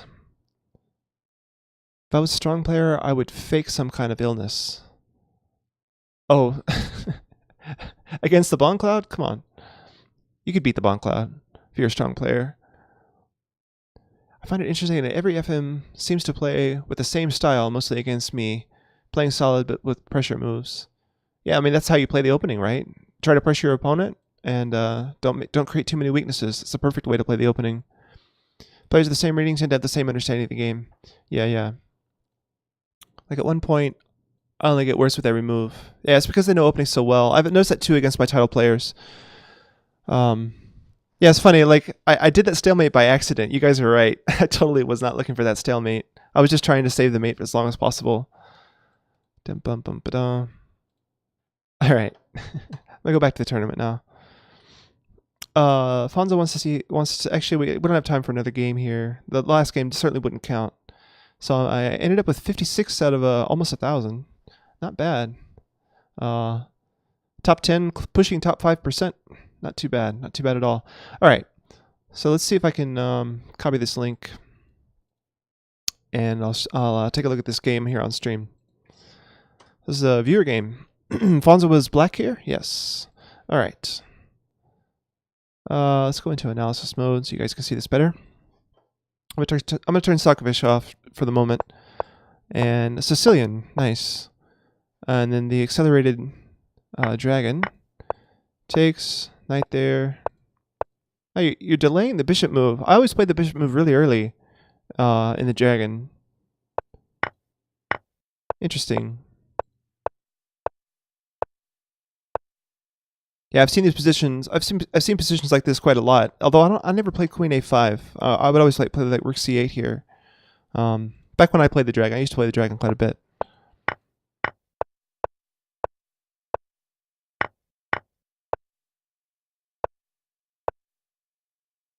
Huh. Surprised he didn't go for this, winning this pawn.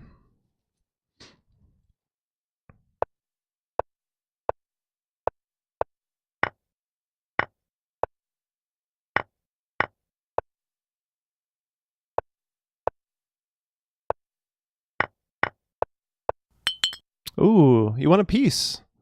Nice. So he just resigned as soon as you won the piece. Yeah, How much time did he have? I can't see. It's off the screen. My window's not big enough on this monitor. That's too bad. If you only had like a second or two and you had more, if you were up on the clock and winning a piece, then yeah, I would resign. But yeah, it's tough to resign in Bullet when you know that there's a clock ticking away. He had less time than you. Wow. GG. Yeah, well played. Well played. I'm really surprised he didn't go. Was there something wrong with White playing B4, kicking your knight away? Like there were multiple points in the game. Like I guess Bishop here was pressuring this pawn, but at some point, like especially after Bishop here, it seemed like he could just play B4. But maybe winning this pawn is not the highest priority. Oh, I see. Even after the bishop takes, you still take here.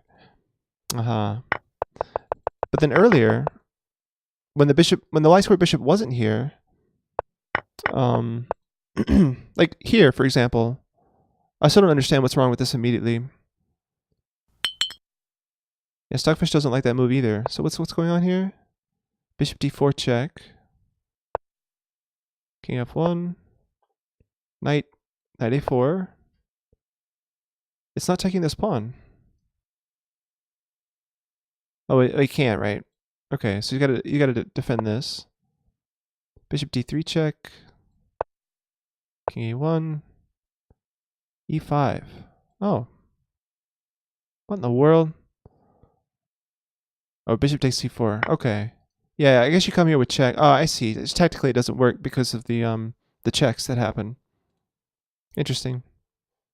There's a lot going on there. I've never seen that line before. Like I said, I don't play queen a5, or I didn't back when I played the dragon. Yeah, Aeroslex Chess Bros made it happen, right? Like I think the Chess Bros created that term, right? Didn't they? Adopting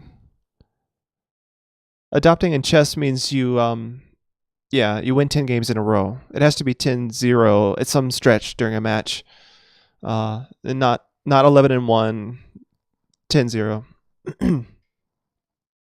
So 10 games in a row. Currently, there are many chess memes on Reddit. Oh yeah, especially if you look at Anarchy Chess, the subreddit Anarchy Chess is full of all that kind of stuff. Kind of funny actually. From Dragon to Caro-Kann, what happened? I got tired of getting checkmated. In the Dragon, like yeah, sometimes you win because it's sharp, right? But sometimes you lose because it's sharp. With the Caro-Kann, actually it's much less risk, and I'm better at spotting subtleties than I am at spotting tactics. So there's more subtleties involved in the Caro-Kann than tactics. So I find my winning percentage jumping way up as black when I switch to the Caro-Kann. So yeah. Anyway, when I get better with tactics, and I am studying tactics quite a lot recently, when I get better with tactics, I'll probably start playing sharper openings. Yeah. M. Castellani. I haven't played over the board in many years.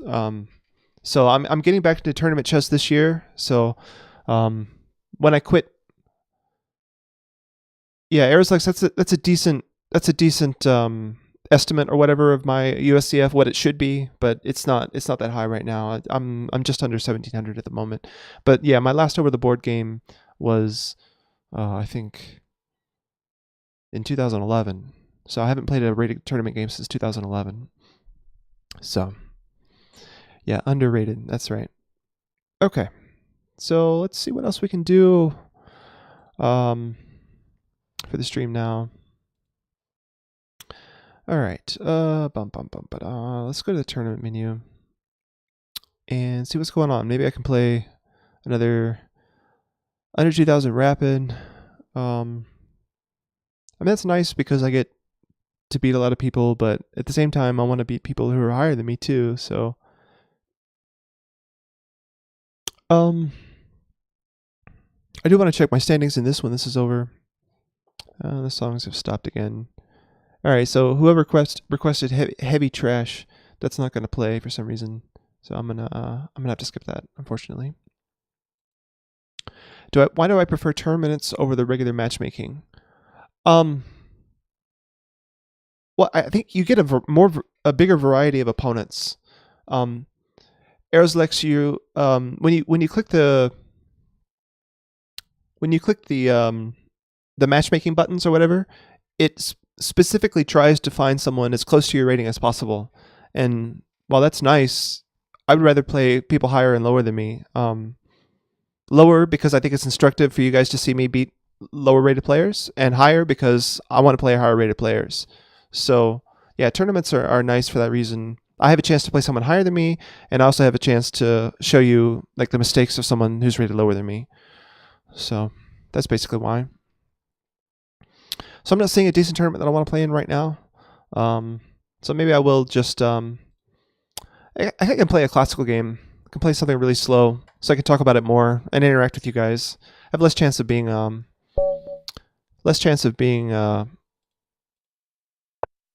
on time. All right, so I'm playing against a 2004. My classical rating is only 1905. I should be able to get that up higher at some point. So I play c6 here lately instead of d5, just because I think c6 has a neat little trick. This move order has a neat little trick in the London. So if he plays a London, maybe we'll get to see that. All right, so c5. Or sorry, c4. So he's not playing the London, so I can just transpose it into the Slav defense. And it's just like I'm playing a normal opening. c6 also invites the Caro-Kann if he wants to play e4, but normally they don't. I've never seen a d4 player respond to c6 with e4. It just doesn't happen. All right, so knight f3. He's just playing the normal Slav. Isn't d5 on the second move viable against the Caro-Kann? Right, yeah. Oh, d5. Are you saying d4, c6, d5? No, that I wouldn't do that, because after I take, he takes back with the queen, and I hit the queen with my knight with tempo. I end up getting ahead in development that way. Yeah, no, that's a bad move. Don't do that, because if your queen has to come back out to, then I'm getting developing with tempo. Your queen has to move a second time. It's no good. A reverse Scandinavian. Yeah, that's kind of the problem with the Scandinavian, is that white gets ahead in development, and it's not the best. All right, knight c3. Yeah, we're still in my opening book. I don't know why I'm taking so long, because I'm just talking. Yeah, e6 semi-Slav defense. Aren't there problems with cheaters in the rapid time control? Well, this is the classical time control. It's even worse than rapid, right? But there can be. Yeah, I've encountered more cheaters probably in classical and rapid than I have in blitz, but it's life. No big deal. I mean, you can report them, right? Their account will be deleted. I mean, it's kind of pointless if you're a cheater. Like, no big deal. Like, you're never going to get famous on your account because you're so good, because they can just detect you and ban you. Like, I don't understand why people do that. I don't know. The only thing I can imagine why someone would want to cheat is to learn how the computers play. Like, if you play like your own opening and then switch the computer on, and then suddenly you can see what the computer does and whatever. But I don't know. That kind of justification is silly, because you're not really learning if you don't understand why the computer's making those moves. So it's. And the other thing is kind of the childish, hey, I won, but you didn't win. Your computer won. So, I don't know. Yeah. They're just lying to themselves. That's a good way of putting it, Erslex. All right, so queen c2. This is a common move to try to avoid the Moran Sicilian, or the Moran semi-Slav. I think I'm supposed to play bishop d6 here. Or knight d7, one of the two. I think bishop d6 is fine. The issue is he can go bishop g5, and I would normally like the bishop on e7 if he pins my knight. So I'm going to go here and ask him what he's going to do with his bishop. If he plays e3, then we're kind of we're in some weird territory. But I would expect him to move his bishop out to one of these squares. Couldn't a very strong grandmaster go to make a Smurf account and get banned for playing too well? His rating would go up really high. His rating would go up really high, really quickly. Unless you're saying he's losing on purpose. Losing on purpose does get you banned. It's called sandbagging, I think. Okay, so e3. So now I want to play bishop d6 because his bishop can't come to g5 now. So so here we have Sonic Castles. This is the Sonic Castle song, right? Is this the song you were talking about when you entered the stream, Sonic Castle?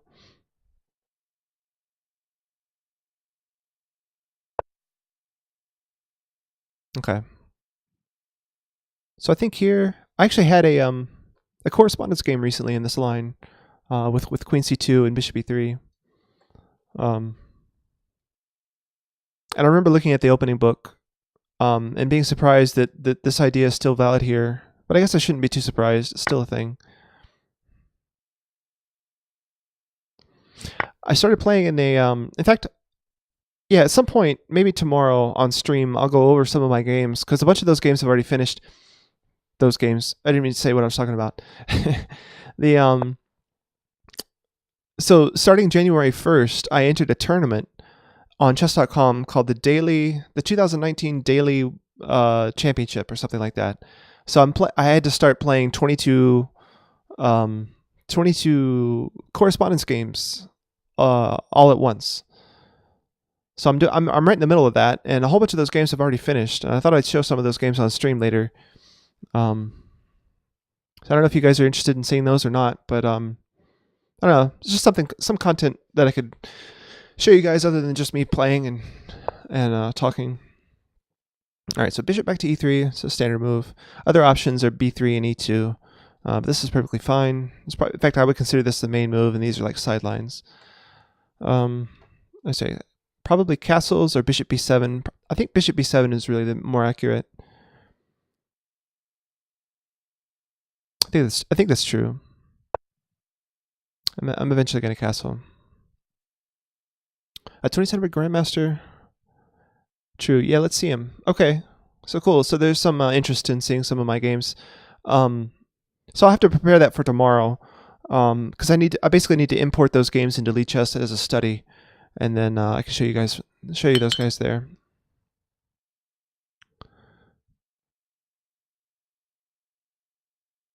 They're strong enough to pull a lot of them. Yeah, and they're used to looking at the games with the computer so that they can like kind of learn that sharp style. What time control in the correspondence tournament? Fonza, the time control is 1 day per move. So actually, a whole bunch of my opponents, like 3 of my opponents, lost on time on day 1 because they didn't make their first move, or they made the first move and then didn't make their second move. So that was kind of funny. Rolig, I don't have a FIDE ELO. I've never played in a FIDE rated tournament. I've played in some nationally rated tournaments in the USCF, but never with FIDE. Sonic Castle, I was just wondering if I'm like 2700 Grandmaster who makes an account called Bob the Gamer 123, plays Rapids, throw in poor moves intentionally, and after do very strong moves. Would the account get banned even if they're legit?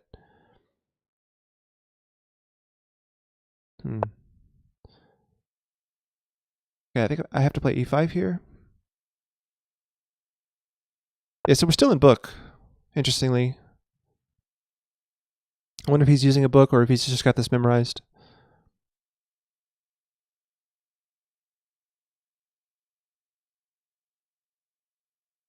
I could also be remembering this wrong. Yeah, bishop g5. And then I think I'm supposed to take here. Take and then play knight e4, knight e5. And I'm supposed to be okay with this doubled f pawn somehow. I guess because I get the g file. But yeah, you're supposed to take here, take, and then go here. So I'm glad I played that correspondence game because I wouldn't have known this theory like last week on stream.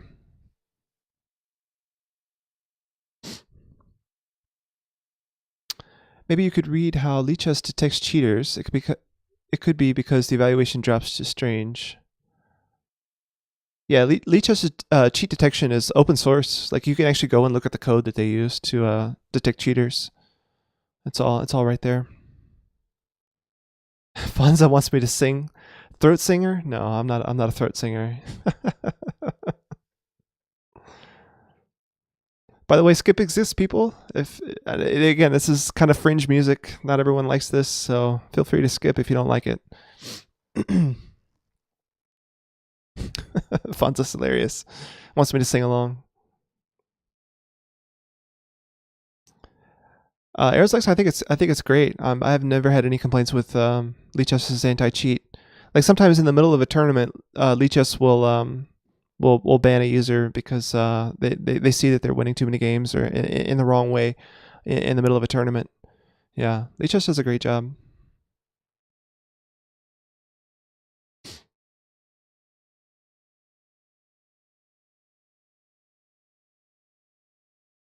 He sure is taking his time. He must be out of book. And we have skipped that song. All right, so now we have something else. Something totally different.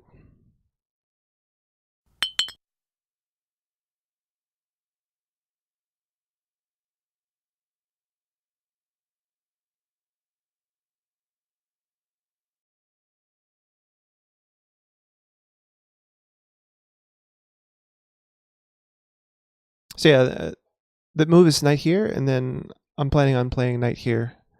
And then after that, the book move is g3. Actually, queen c7 should have been inserted at some point. I just realized. Maybe knight takes, I'll play queen c7 transposing, because I think queen c7 was the move where I was thinking after knight e4 he has to go here, because the queen and bishop are lined up. So I think I have to play queen here then.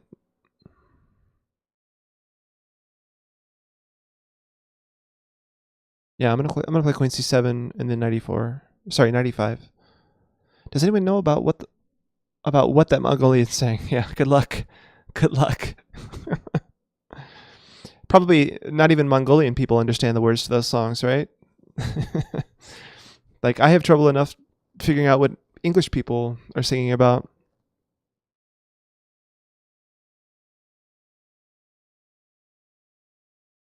I can respect how Chess Network or John, basically all of these strong masters remain professional when they get cheated on. Yeah, that's got to take some some strong will or whatever. Oh, that's a strange move, I gotta say. So now I can play c5 defending this pawn. What in the world? It's like a gambit or something. Oh, he's taking here, I see. But basically I took his d pawn, he was willing to take my b pawn as a trade. Which I find very weird.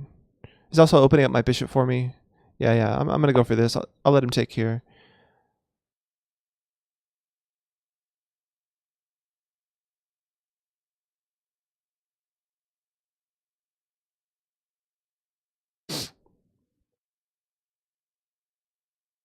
Probably playing too fast for this time control. I could probably slow down now because we're out of book for sure. Did not expect this move. Just with Chris, are there situations from when the British language sounds strange to you? Yeah, when I hear someone who's not speaking like the received pronunciation, like there's something that Britain calls the received pronunciation accent, which is the standard like Queen's English. But when I hear a British person talking like British slang, or like really, I don't want to say, how do I say this in a nice way, like the way an uneducated person talk in the United States, like with a thick, heavy accent, they have those there too. I have trouble understanding that accent. Yeah, if it's a really heavy British accent, yeah, it can be difficult. It can be difficult. Yeah, Sonic Castle. The British accent is funny. One of my favorite comedians, John Oliver, has a British accent, and I think a lot of his jokes sound funnier just because he's British. Like, I don't know what it is about it, but yeah. Chris, I've got good news. I asked masters, and they said that most people can reach national master even in adult age, so you can do it. Nice. Yeah, well, that is a goal of mine. I didn't think it was impossible or anything. Yeah. Yeah, national master is certainly achievable. I don't think grandmaster or IM is realistic for me, but maybe NM or FM is possible in the future. FM would be tricky, but we'll see. We'll see. Mainly the goal is just to improve chess, right? If the chess is improved, then I'm happy.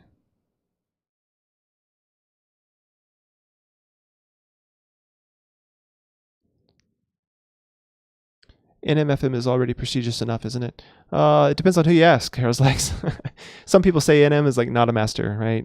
FM is fake master. So it can be.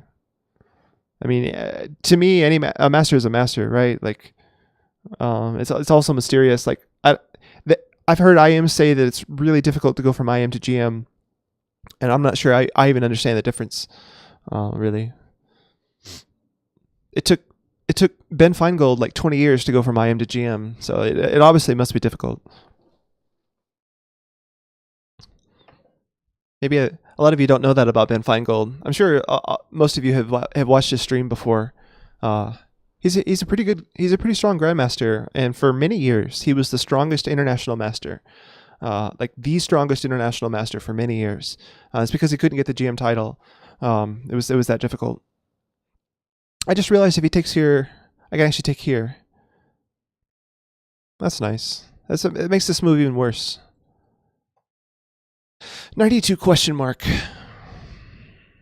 Very strange. Very strange. No, but NMFM, yeah, it opens up so many possibilities. The majority of chess community acknowledges that NM is a legitimate master. Yeah, I agree. I mean, I do. I certainly do. But there's some people that joke that NMs are weak or whatever. I'm certainly I would say right now that I'm pretty far away from master. I had the privilege of playing 3 games in a row over the board against a national master just a few weeks ago. The place where I play in downtown Cleveland, the library there, they have this place where people can just come play chess during lunch. So I was there, and an NM just showed up randomly. Yeah, so here I have to take back with the queen, right? Or the pawn. Because taking back with a piece leads to this. Although pawn here, don't I have bishop takes? Actually, yeah, I think I do. Bishop takes, pawn takes. I take his pawn. Or bishop takes, pawn takes here. And then I can trade the bishop off and take the pawn. I think taking with a knight is fine. And then I'm threatening to take this. Like, I'm threatening to take this pawn, right? And I'm also threatening to trap his bishop. And if he pushes here, I just take ruin his pawns. Unless he takes here, and then I'm just winning a pawn. Anyway, so the story about this guy that I played against, his name was Ben. I don't remember his last name. In fact, I don't think he even told me his last name. But yeah, he said his rating was over 2200. And I was like, oh wow, I'm playing a master. And yeah, he beat me like 3 games in a row in 5-minute blitz. But I've known this about myself. Like, the faster the time control, the weaker I am. So maybe I'd give him a better game if we had played 15 or 30-minute chess, you know. Okay, what do I do here? So I think knight takes, because I can respond here with bishop takes.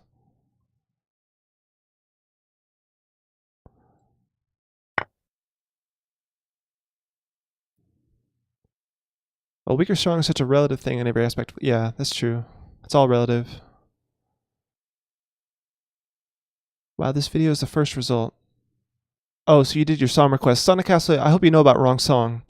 SR in the Pines. If that's not the one you wanted to request, you can do exclaim wrong song. It'll remove that last request from your queue. Zernix says 2300 FIDE is great in my book, but then again, my FIDE rating currently stands around 1570. Yeah, FIDE, 2300 FIDE is the FM title. That's all you need to get to FM, is to get 2300 FIDE. And Fonza says it's hard to go from IM to GM. I didn't know that. Well, I think I'm going to skip IM. You're going to go from FM to GM. Okay, good luck with that. That's hilarious. I'm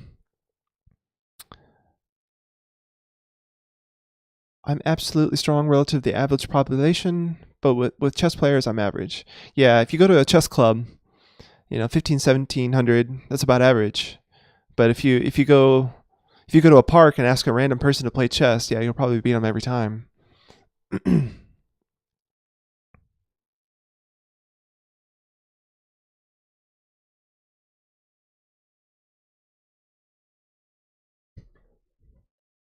Yeah, I'm not sure what white does here because takes and then takes looks good for me. Here and then here looks good for me because I'm ruining his pawn structure or I'm winning a pawn. In fact, I'm winning a pawn no matter what. I think if he plays here. In this trade, I'm already a pawn up, right? I feel like he misplayed this.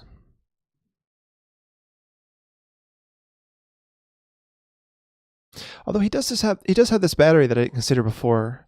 Like if he takes, let's look at this line because here takes.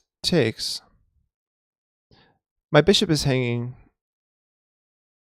Oh, I see. I take his knight, and then he has to take back with one of these pieces, creating this threat.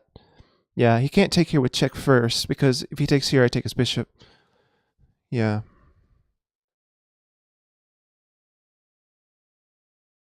And then I either take his rook or save my bishop. Yeah, it's no good. So he can't go here. Even with this threat looming. John is also a strong IM. He's probably in the top percentile of IMs. Well, that's something you can check, Aerolex. Like you can go to FIDE's rating thing and like FIDE has a public site, right, where you can look at all the titled players and then sort them by rating and see how high up John is. I'm sure there's some very strong IMs. John's probably the most well-known IM, right? Like of all the IMs, probably he's one of the most household names. But 1500th worldwide. Nice. All right. So we've been looking at this for a while. I'm going to take here.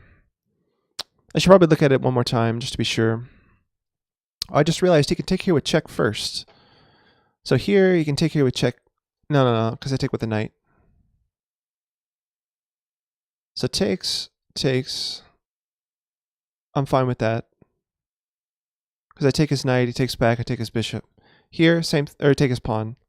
Here, same thing. I take here. He takes back. He doesn't have to take back, but he loses more material if he tries to do this. Yeah. So let's go here. Eric Rosen is an IM, yeah. Yeah, Eric Rosen has a great style of presentation. Yeah, he's got some good lectures, and when he streams, he explains his move quite well. Yeah, if you guys haven't seen Eric Rosen's stream, I am Rosen on Twitch, and he uploads some stuff to YouTube as well under the name Eric Rosen. Just Eric Rosen with a space. So yeah, definitely check him out. And John Bartholomew obviously has a Twitch and a YouTube as well. But John Bartholomew is partnered with Chess.com, whereas Eric Rosen plays here on Lichess. So if that means something to you.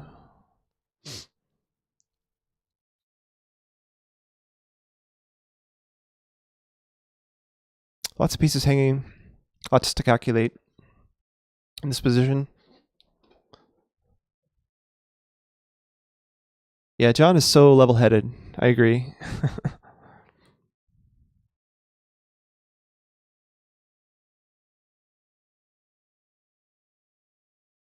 My opponent's getting really low on time. I guess he's going to ride the increment when he gets too low. But yeah, he took my knight. So I can take here. And maybe he takes here. I didn't see that, actually. Taking here could be funny.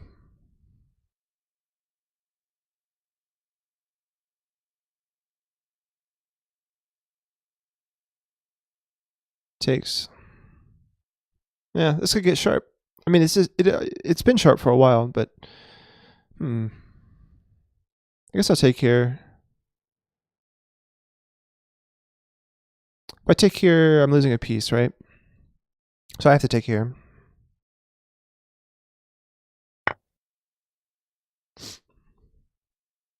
And now he's attacking my king, right? So I have to defend. So this could get risky now.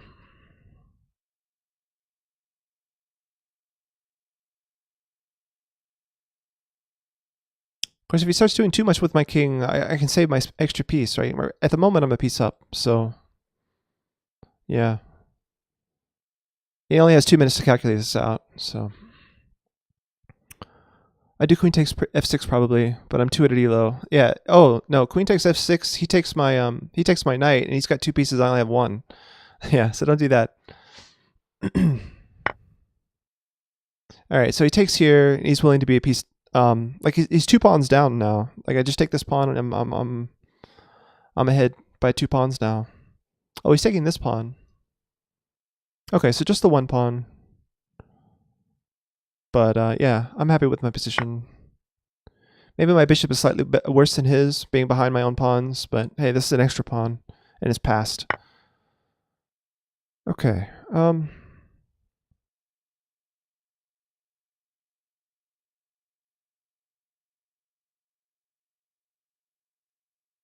It's good. He's got also good control of the e file.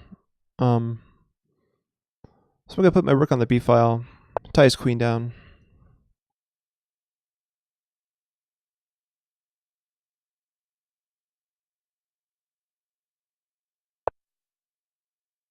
All right, so b3 to allow the bishop to move.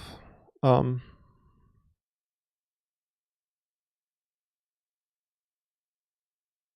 queen here is a mate threat.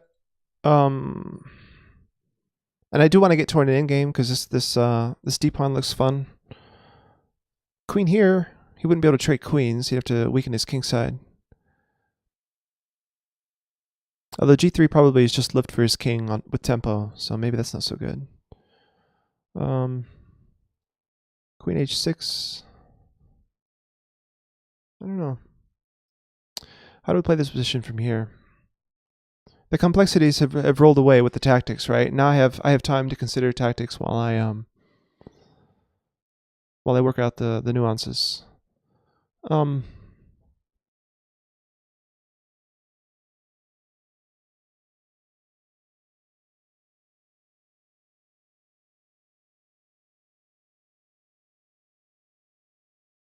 Yeah. Well, I think he's taking his time in the most complex part of the game, but he lost a pawn during all that, so the time didn't really help him all that much. So I'm not really sure if it was worth it. I think I just knew the opening better than he did, so he had to think a little bit harder. Yeah, if White has any compensation for the pawn, it's the fact that his bishop is controlling, e8, hampering my bishop, better control of the e file. I mean, he has some compensation here for sure, but I do prefer black here. I think, even with all that, his bishop better than mine, and he probably has better squares for his rooks than I do. So maybe here and here.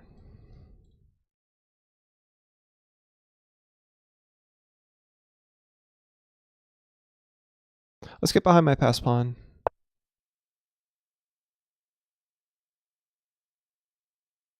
Looks like a kind of equal position. Well, White would only have a draw with perfect play. Oh, I don't know if it's that clear. Yeah, it's not that clear. I mean, if we traded off a whole bunch of pieces, then I would say your evaluation was correct. But yeah, there's still a lot that both of us can do in this position. It's not dead by any means.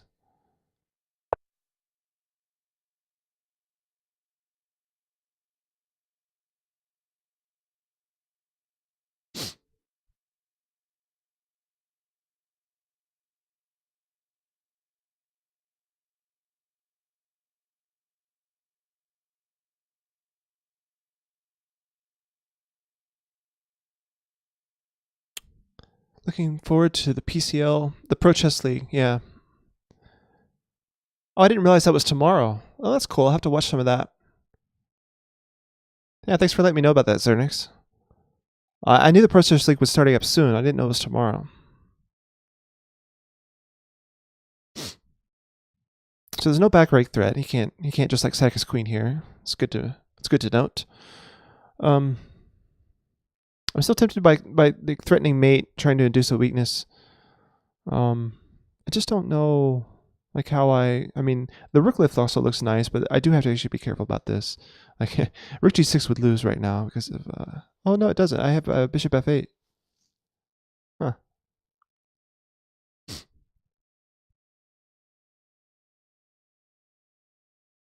Interesting. Interesting. But rook g6 doesn't do too much right now. Maybe if I get my queen off the third rank, my bishop back, then maybe rook g6. Oh, bishop back would suck because then g6, rook g6 would fail. I do want this bishop on the diagonal, but I also want my rook to be able to come this way. And bishop here is not possible.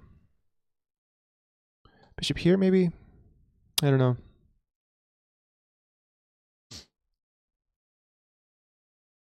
Maybe he'd like to get his rook here, and that prevents that.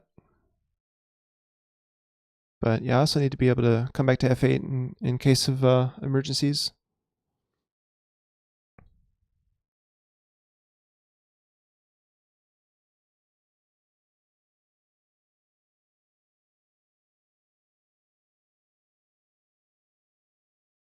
I think it's clear that I'm winning most of these endgames, so trying to trade queens might be a good goal.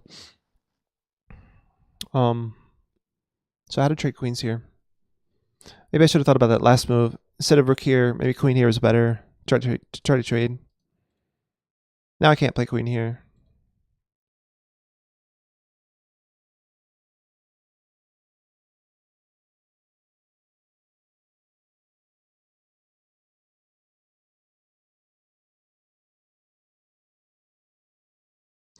Zernix, yes, you can. I don't have any link moderation right now. But thanks for asking.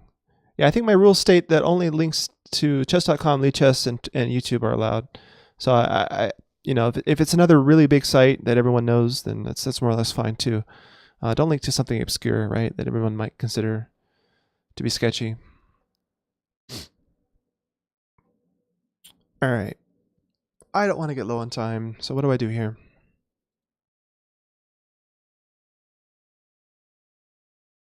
Oh, ProChessLeague.com. Okay.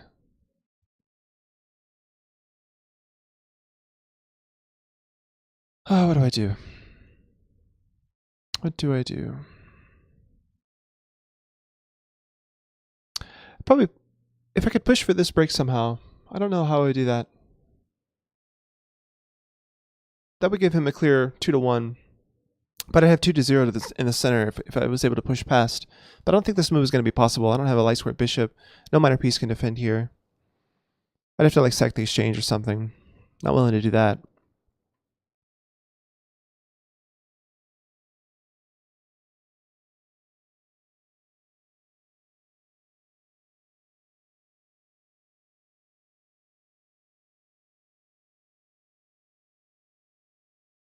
I really don't know. Why is it so difficult to find the best move here? Or find a really good move that I like? I guess it's because of my bad bishop. I'm trying to think of a better square for him. Maybe I can come around here, put the bishop there. That would be nice. Yeah, I could actually use my bishop on the e-file the same way he's using his. So bishop back here seems logical. What do I do after this? I guess I can just play here anyway and then follow up with that. Alright. Finally I found a plan. Improve my worst piece. Aeroslex.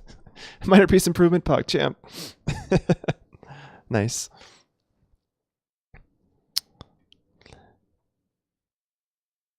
Yeah, Mafia, you can check your requests on the little thing. Like if you type in playlist, like !playlist, you can see all the. I think the queue is actually quite big. Oh no, there's only like 5. There's only like 5 requests. It's 3 by you, 1 by Sonic Castle, and 1 by Fonza. Plus the current song. Known fact, yes. The dark square bishop is much better on this diagonal, I think. I just still got to be careful about this back rank stuff. Any rook lift would have to be prepared by like a lift or something with my king. George says you could actually play queen e5 because after the trade you could take his bishop. It's just a trade. Oh, I see. Yeah, his queen's tied down here. That's true. Okay, so now bishop a5 is much better, right? Because now his rook has to go here. Before his rook could have gone here, but now his rook has to go this way. Yeah, this is a no-brainer now. Obviously, I play this move. So now rook back here is kind of embarrassing. You don't want to play that move normally.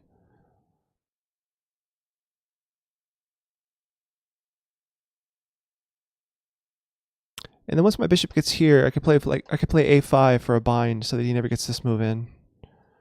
And then I'm happy because the bishop's here supporting these pawns. Like maybe if I can get in d3 and then d2 someday. But e3 is going to be tough to play, I think.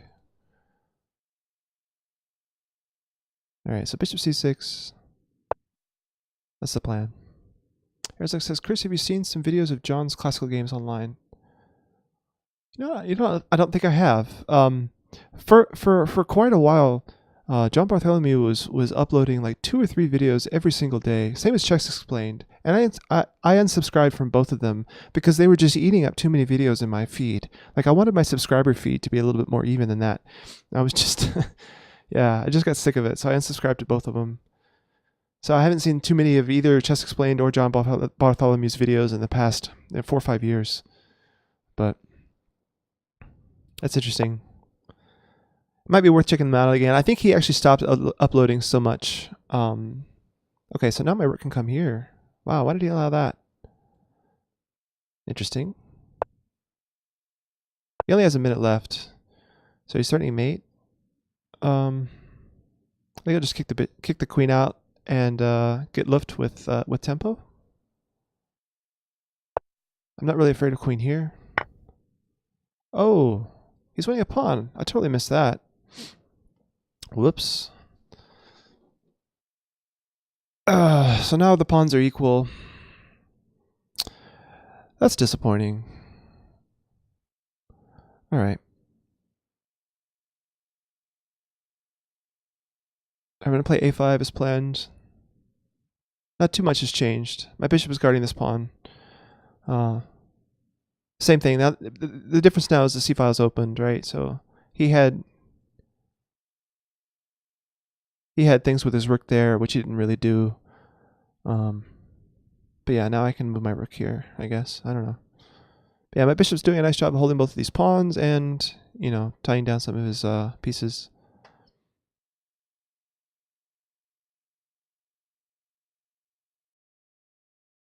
It's kind of difficult to suggest a plan for black or for white here. Not sure what I would do. Okay.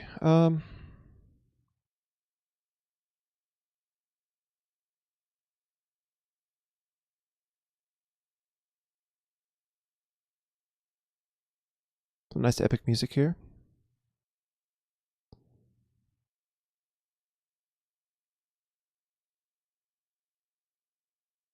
I'm tempted to buy rook b4, just blockading. Rook's not the very best blockader, but he doesn't have any other minor pieces, just a light square bishop. Although I think the rook might be better placed, like on the c-file, for example, or even behind the passed pawn. The problem is with the light square bishop here, like I need my rook here to push his bishop back. b6, please. I don't ask for much. Well, you want to play like rook or queen b6? I don't understand. Mafia, what are you talking about? b6. I don't have a pawn to b6 move. Double rooks are happy rooks. Yeah, that's true.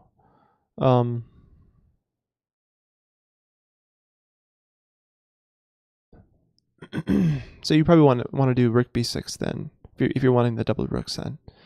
Yeah, because I had thought about that, wanting to move the rooks over here or like this and then over.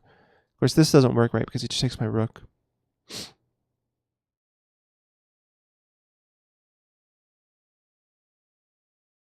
And then completely controlling the e-file would be nice also, because he doesn't have any other open files, really. All right, you guys convinced me. I convinced myself, really.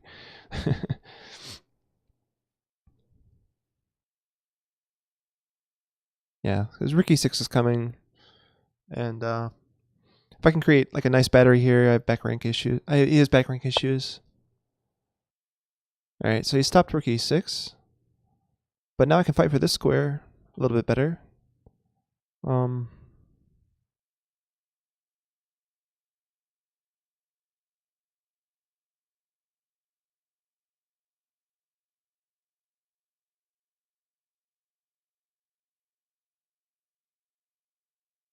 Hmm.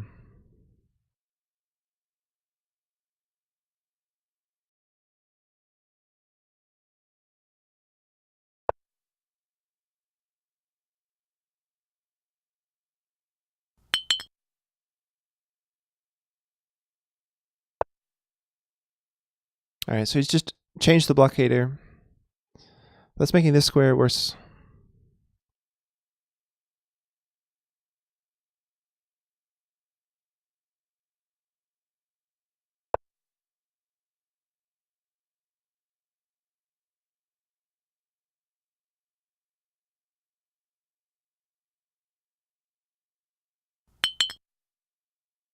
His rook on f1 basically makes you up a rook. Yeah, sort of.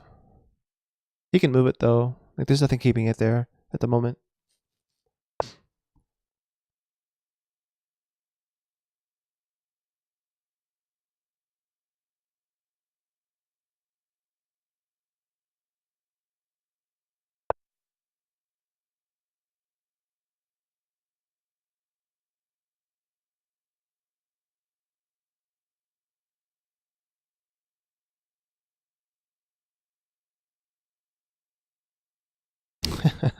Rook e6 was playable. Yeah, sorry I didn't do that.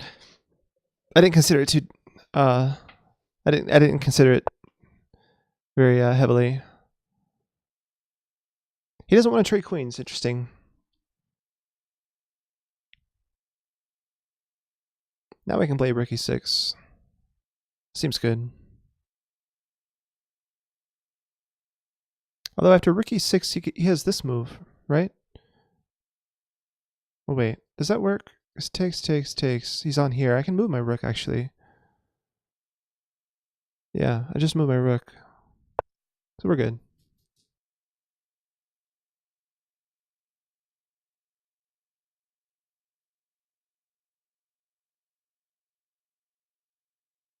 Black completely gained up the e-file. Yes, I did. I did. All right, now f5. Oh, that pins. All right, I'm going to go king g7 and then prepare f5. King on the dark square. Get off the light squares from the bishop. Now his rook on f1 can't move until he makes lift. Yeah, now he's made lift, so he's okay.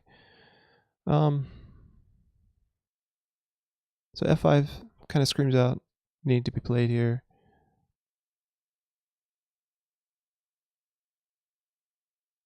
I'm kind of opening up my king a little bit, but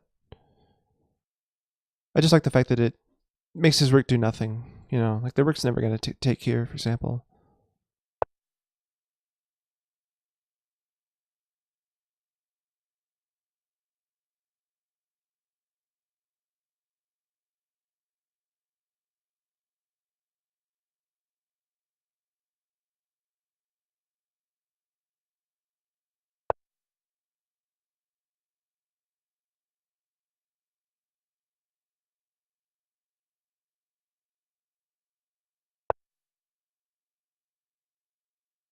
So now I have a plan to pin this rook and then play for this move. Just looking, if a queen here, I'm allowing it. No, he doesn't have this check. He can attack this rook, but I can just support more, or I can. Yeah, let's try that.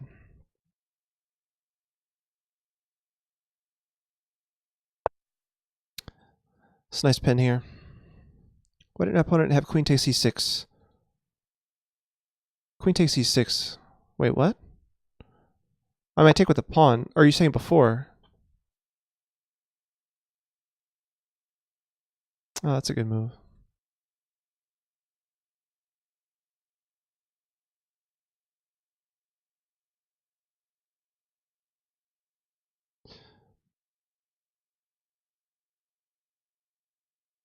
Yeah, I didn't look at that. I guess he didn't look at that either.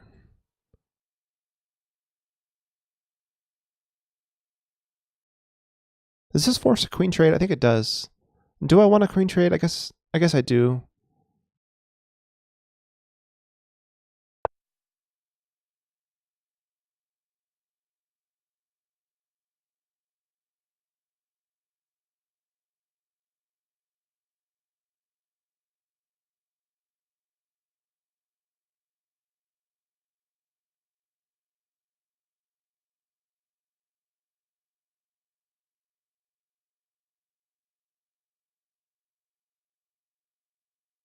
Blended the exchange again. What? Eat chips. How's it going? Welcome to the stream. I blended the exchange. Yeah. Okay, I realized after I played f5, yeah, he could have taken here, right? Because queen takes, bishop takes, rook takes, and then I have a rook and a bishop, and he has 2 rooks. Yeah, that was my bad, but it was his bad too, right? He didn't consider that. All right, so we both missed it. I have to take back here. Yeah, having a good day. I feel like my chess has been pretty solid lately, so I'm excited about that. So I'm gonna blockade here. It's good to have the pawns against his bishop. I want to play my other rook back here. Double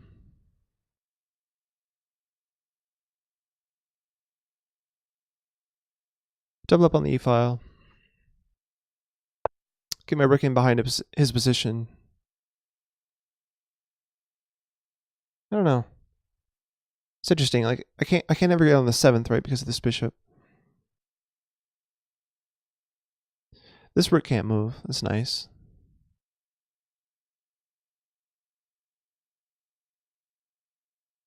It's very nice. Bishop b5. Twice. What was bishop b5? So wait, he has bishop b5 before? Oh, I see. Both of these rooks were lined up. Oh my god. Yeah, we're both missing a lot of tactics here, aren't we? Man. It's embarrassing. Alright. So now I can get my rook on the 7th. Or can I? Takes, yeah. He loses a piece if he does that.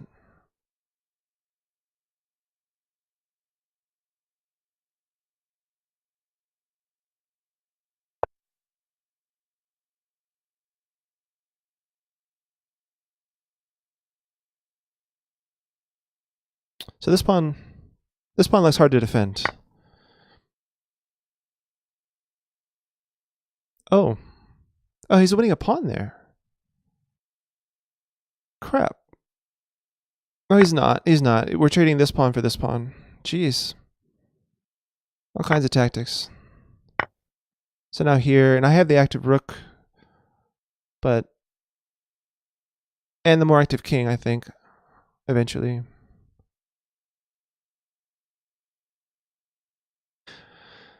Boy.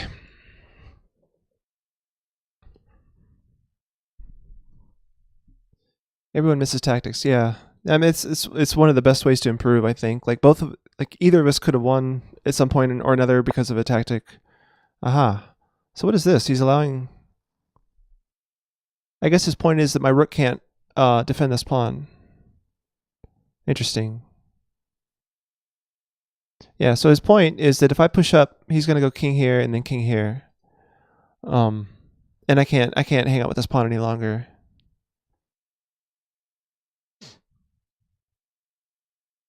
So I need to be more active. I need to go like here, right? And he can't defend. He can go up here? Why didn't he go up here to begin with? Oh, I guess this pawn is really weak in that case. But yeah, he's defending all his pawns, and I'm not. If I go here, he just takes and defends this pawn. And if I go here, he goes here, he takes, and I go here. I don't know. He has an extra pawn, and I'm fighting for a draw. Jeez. Huh.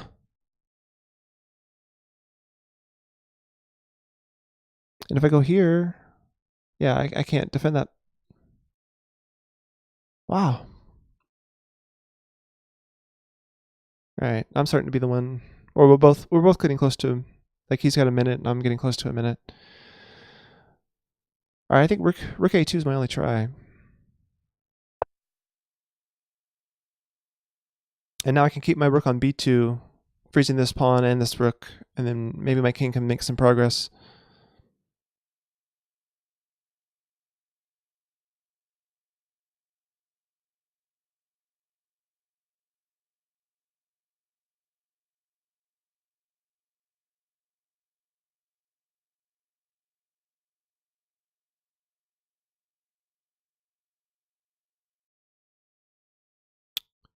After he pushes h4. You mean a4? Okay, well now we're just trading. That's interesting. He could have been a pawn up with a weak pawn, and now we're equal.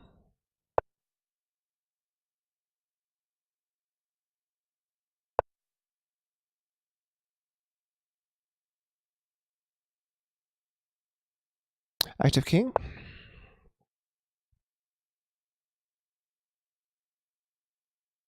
In puzzles, I have a rating of 2100. Yeah, it's about time, Erzlex, right? Like you could spend longer on puzzles than you can on your moves in a real game.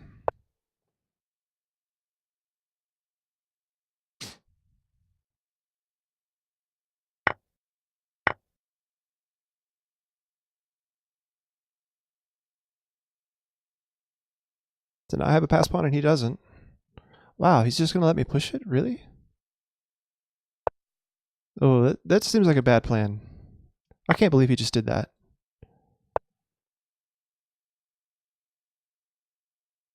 Unbelievable. So here. Whoa, what is he doing?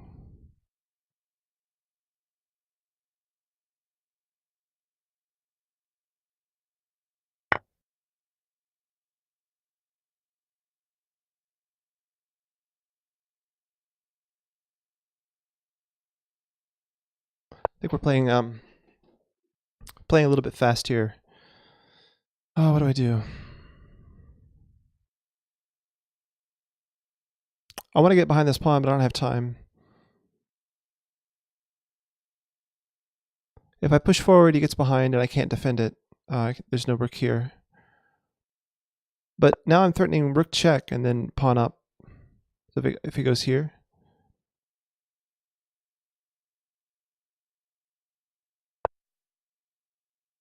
So rook check, pawn up.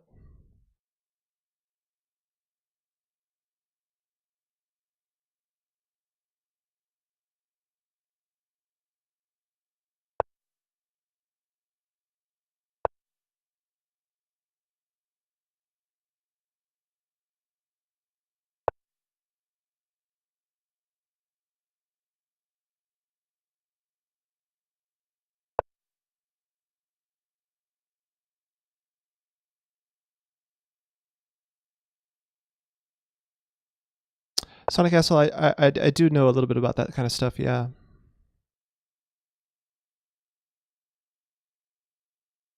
What do I do here?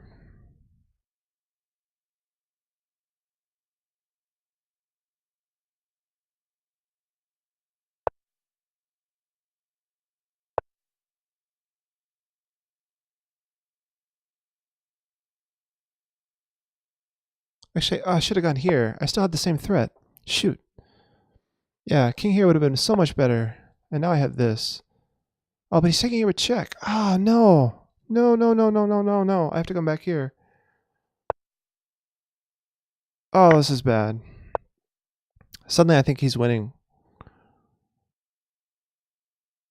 Or maybe it's a draw. It's probably a draw. But man, I can't believe how badly I misplayed that. Like I felt like I had something there. Maybe I didn't though. Like whatever just happened was bad. All right. So king up. I can't go back. Can't move the pawn forward. I can't allow this pawn to come forward like that. Why didn't he go here? Oh, because king here. Yeah, this is Zugzwang, right? No, I could just move my rook, right? Yeah, I could just move my rook. Oh boy. The technique for that one was probably to put the king in opposition and threaten the rook b1. Not sure.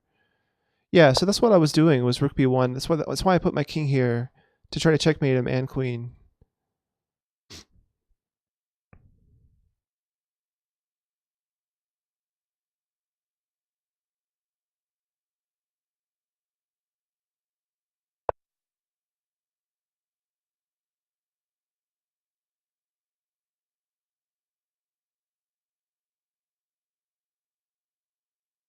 You know, this rook ending is going to be instructive, I think, because we're like, if we trade this pawn and this pawn, my king has to be like back here. in order to defend.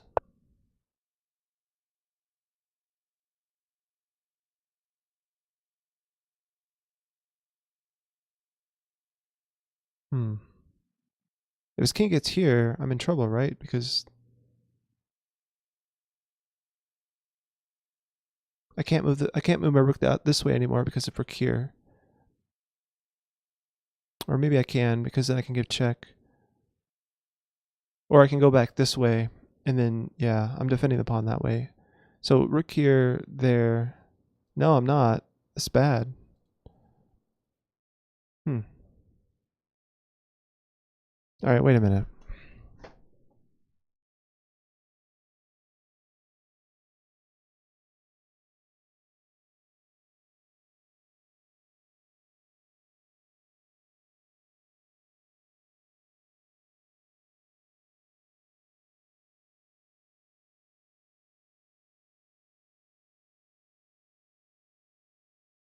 Yeah, that doesn't work, right? Because his rook ends up protecting the queen, even if I win the queen, like I'm down a rook.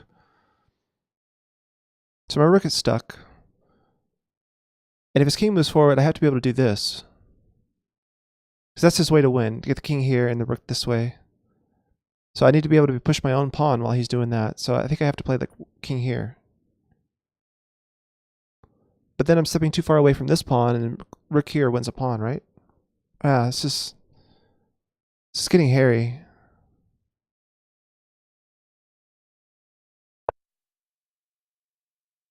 Oh, and I can't even take this pawn, right? Because the rook's defending it. Wow. Man, my own blindness is just staggering sometimes. Like, I don't understand how that happened. Do I know the Chris position? Hey, Aeroslex, thanks so much. I told my wife the other night that I was thinking that maybe I had the best audio of all the chess streamers. I'm not sure because I haven't seen all the chess streamers, but yeah, I am proud of my audio. That's for sure. Yeah, yeah. So I stepped away from this pawn. I should have maybe gone king here because I was thinking I could take here if he goes this way. I now I'm definitely losing this because he's got connected pass pawns and yeah, this is a blunder. Wow.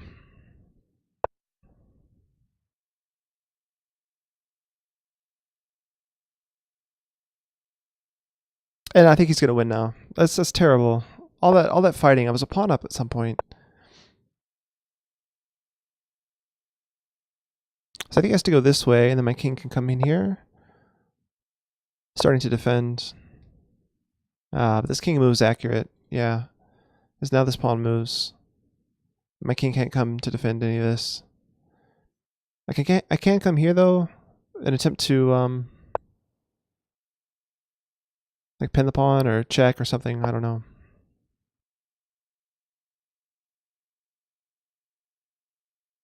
Wow. Again, another inaccurate move because if I had gone here, then king back would have still let me check him.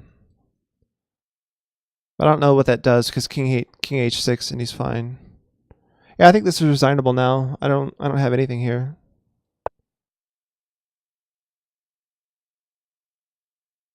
Wow. It's completely outclassed in this endgame here. Man. A whole bunch of inaccurate moves by me, and yeah, he's just winning.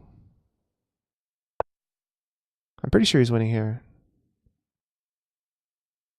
This doesn't work because he's got king here. Like his winning move, I think, is to give up the h pawn.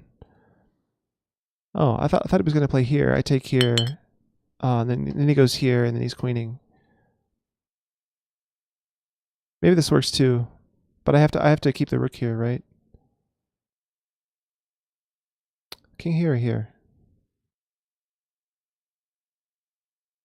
Of course, king h6 and g7 is pretty convincing too.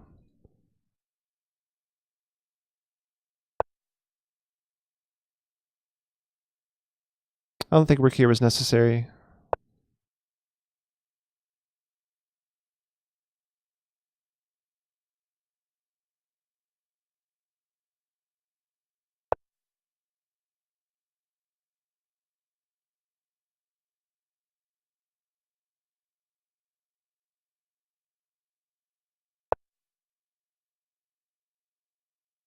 That's a good move. Yeah. GG. I'm gonna resign now. It's embarrassing. Wow. What kind of microphone is this? This is a Sennheiser. I always forget the model number. It's an E825S, but you can't buy the 825s anymore. You have to buy the E835. They stopped making the 25s. But yeah, it's an E825. All right, he wants a rematch. I don't think I have time for another rematch. Guys, thanks so much for watching. We got into the 40s today. That's unheard of. Chess with Chris is growing. I appreciate you guys being here. Thanks so much. Let's see who's live that we can send a nice raid to. Oh, Joanna's streaming. Let's go ahead and raid Joanna. Once again, thanks for being here. So Joanna is a relative beginner, so help her out, send her some good moves, and we'll see you guys next time. Thanks so much for watching. We'll be back here tomorrow at the same time.